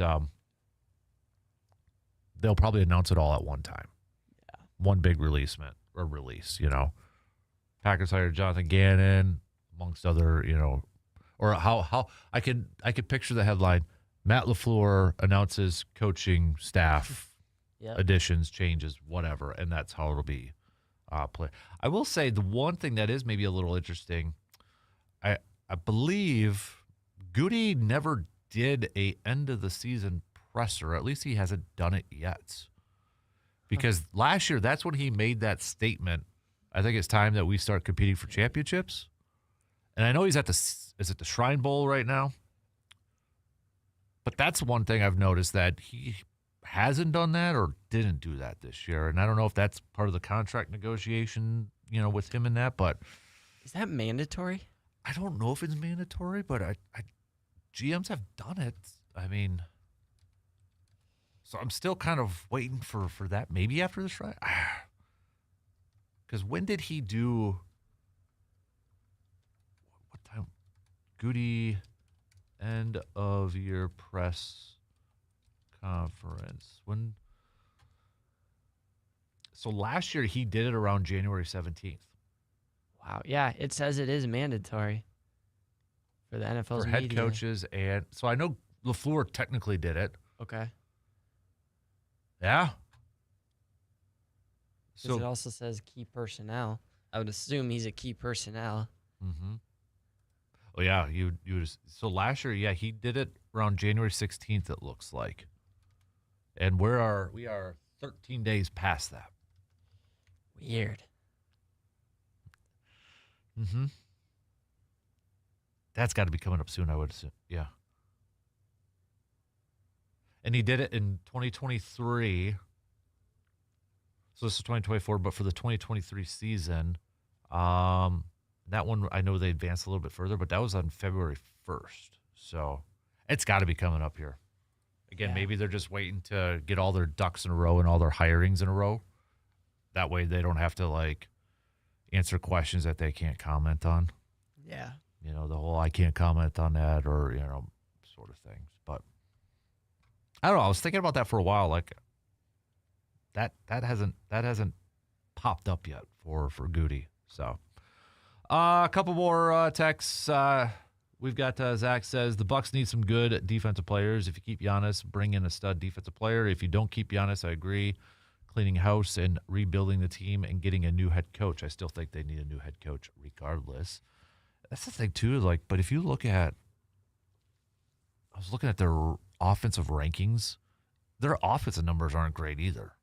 I think they're 24th in offense for scoring. Yeah. There's a bad team right now. They're just, I think they're bad overall. 12th in the conference, and I think, 8 games under 500? How many? 9 games under 500? You just look at the last few years and where they've been at offensively and such. And defense for sure, too. I mean, we know they've had their issues on that side of the ball. There's a reason why the Oklahoma City Thunder are at the top and a lot of these teams are at the top. You look at OKC, number 1 defense, number 1 offense. That's a complete team. And I think if ownership had any other choice, they would build around Giannis. Mm-hmm. The problem is we don't have anything to facilitate trades. We don't have any picks. I mean, the players that we have, we kind of need. I mean, we're not deep, so I don't know. It's kind of like we don't have anything to build around Giannis because we tried and it didn't work. Mm-hmm. Yeah.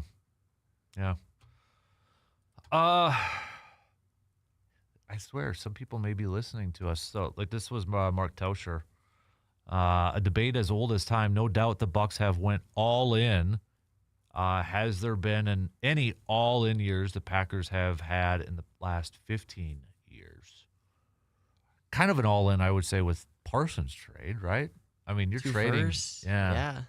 2 firsts and a Kenny Clark for Micah Parsons. That's kind of a little bit of an all-in. Yeah, it would be. Yeah. So that's where I like the Brewers and the Bucs example a little bit more. Because I think for the last few years, you go back when the Brewers had really good pitching staff with Corbin Burns, Freddie Peralta, Brandon Woodruff. You had Brewers fans saying, go all in and get an offensive player. Then you had a decent offense. Like, go in and get some pit, but they didn't really kind of. 18, they made some trades at the deadline and that, but it's a fun year. All right, we got to take our final break, and then we're going to wrap up things here this morning. We'll do some picks. Hey, can the Bucks actually beat the Wizards for once tonight? We'll do that and some other games coming up after these quick words.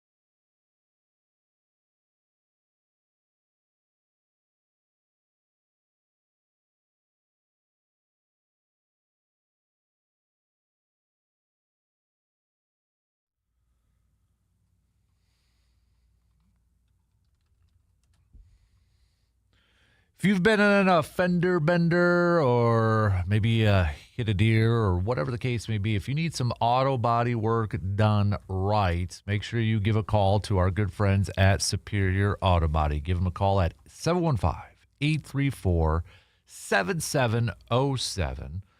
You can check whether, again, maybe it's that time of year where the deer are still moving, even though it's in the middle of winter. It's still moving. It is Wisconsin, right? Or maybe sliding a little bit on those roadways. If you did get into a little bit of a fender bender and you're not sure where to go, where to take your vehicle to get the best service possible, well, I'll make it simple for you. Go visit our friends at Superior Auto Body, located at 301 North Farwell Street in Eau Claire. Superior Auto Body, also our Backyard Dreams sponsors for this year. So let's wrap it up in the next 8 minutes. It just got really cold in here, by the way. Yeah. Holy moly. Like, geez. Well, better than when it used to be like 85 degrees in here, I guess. Hey. So, yeah, it used to be bad. So, let's wrap it up with some picks here this morning. Is there any, let me start in the college basketball, if there's any good games on the docket for tonight. Just kind of scrolling through. Nah, screw it. Let's go to the NBA. Before we do the Bucks pick, let's go Sacramento taking on the Philadelphia 76ers. Who do you got? 76ers. Yeah, I'm going to go 76ers too. How about Houston at Atlanta? The battle between two teams. For Giannis. Rockets. Yeah, I'm going to go Rockets with that one too. How about Miami at Chicago? Chicago. I'll go Miami. Let's go Charlotte versus Dallas. Charlotte. Brooklyn versus Denver. Denver. Detroit, Phoenix. Detroit. I'm going to go Detroit. Oklahoma City Thunder at Minnesota. Thunder. Although, hopefully that's a good game. Yeah. Milwaukee at Washington. These odds makers don't know what they're doing. They're favoring Milwaukee by 2.5. Do they not know the Bucks have dropped the last two games to the Wizards here? Come on now. I mean, I'll pick the Bucks, but the Wizards are our kryptonite, so. Yeah. I'll go Bucks, but I'm not going to be surprised either way. And when you're at that feeling of where you're just like, I'm not surprised at either outcome, it's usually probably not a great thing, right? Mm-hmm. It's you're probably not in a really, really good position. So I don't know how the team's going to respond with the whole Giannis stuff that's being floated out there. That's the other thing too, that I don't know if has been talked a whole lot about when it comes to Giannis. How much has it been overhanging this team, and is that affecting their play? Because they're constantly getting asked about it. Bobby Portis, all these guys are constantly being asked about it. And I know that was one of my criticisms with Giannis was like, you just got to come out. If you're tired of people talking about it, or you got to, because it's your teammates that have to answer it then. Mm-hmm. And I don't know if this is something that has just been hanging over this locker room or this team, where it's just like it's affecting their play, where maybe they're just waiting for a resolution. Maybe that, because the other part in this too is, I mean, let's be real. Giannis has been essentially calling them out for their play. Yeah. Talking about selfish basketball, talking about no chemistry in that. So, I mean, it's inadvertently Giannis has been calling them out. And I just wonder if it's at that point where this is a team that, they're dealing with this too. Because, I mean, we as fans have been tired of talking about it and hearing about it. I can only imagine what his teammates are like. Enough is enough, right? I mean, they're probably just sick and tired of it to another level. Yeah. Well, when Giannis is calling them out, I'm sure they're like, well, you want to get traded, so why you're telling us that we're selfish? And I'm sure, I mean, that's got to be hard. But right. And, it's probably at that point, too. It's like, okay, well, then if you believe that, how do we fix this? Like, what do we got to do? What do we got to do differently? And the fact that it's been a common theme, there's more, I feel like, going on than we'll ever know. Yeah. There's more going on behind the scenes than we're probably privy to or will ever be privy to. So it's a very, very, very weird situation. I feel like, I don't know, I almost feel like Giannis and his teammates are really disconnected at this point. Yeah. And it's a stinky situation, and I don't like it, but I feel like it's going to happen. I don't think it'll happen within a week. I think it will be in the offseason. But then that's the other question. Do you play him for the rest of the year? I think you do. I think you do, too. I think you have to. I mean, fans come and watch him, so. And I think, for Giannis's, that if he doesn't get traded, but this is out there now, I think that's going to be the next thing that people are going to talk about is, do the Bucks trade or play him? Because I don't know, with these soft tissue injuries and calf injuries, they could always just like hide behind that excuse, like, oh, he's not ready. He's not ready. He's not ready. He's not ready. But for his teammates, I mean, he may get traded and then he doesn't get traded, and then maybe they're gonna sit him, and then like if they were to sit him, I mean, his teammates, I'm sure, are like what do we do? Right. Like, we're built around you, so and that puts them in a bad light. So it's a tough situation, and I don't really know if there's a best resolution for it all. Yeah. So. All right, what else do we got here in the next couple minutes as we start to wrap up? We talked Packers' new position coaches and such. So unless there's any more on the defensive side, well, they're going to have to get quality control ones, but those are always kind of hard to, figure out and such because, I mean, I don't know. But we'll see if the Packers are going to – it's still pretty quiet on the offensive side, so we'll see if anything happens to transpire here in the next few days and such. So we hit that up. We talked some Badger basketball having to make that epic second half comeback last night to take down the Gophers of Minnesota, but it was in Madison. So Badgers will be back at it, taking on Ohio State on Saturday, as we are now going to be entering the final month of the regular season for college basketball for March Madness. So I'm ready for a little March Madness. One of the best times of the year, yep. I'm ready for it this year. I know Charles Barkley just said the other day it's going to be the Arizona Invitational, but Arizona has screwed me too many times in the bracket to be all in on Arizona. Yes. I'm just saying I'm not ready for that. So I don't know if I can do that. So, but no, I think it's going to be a good one this year. A lot of Big Ten representation for some high seeds, I think, too. Yeah. So, all right, tomorrow we'll catch up with Dr. Crow. It's a AJM Automotive Pump the Brakes, full throttle, cream of the crop. We'll do some local sports roundup brought to you by Carpet City Flooring Center with Mr. Brandon Berg. Whatever else is on the docket, whatever happens in the next 24 hours or so. So have a good rest of your day. Stay warm. Same place, same time, tomorrow morning at 6 a.m. We'll see you then.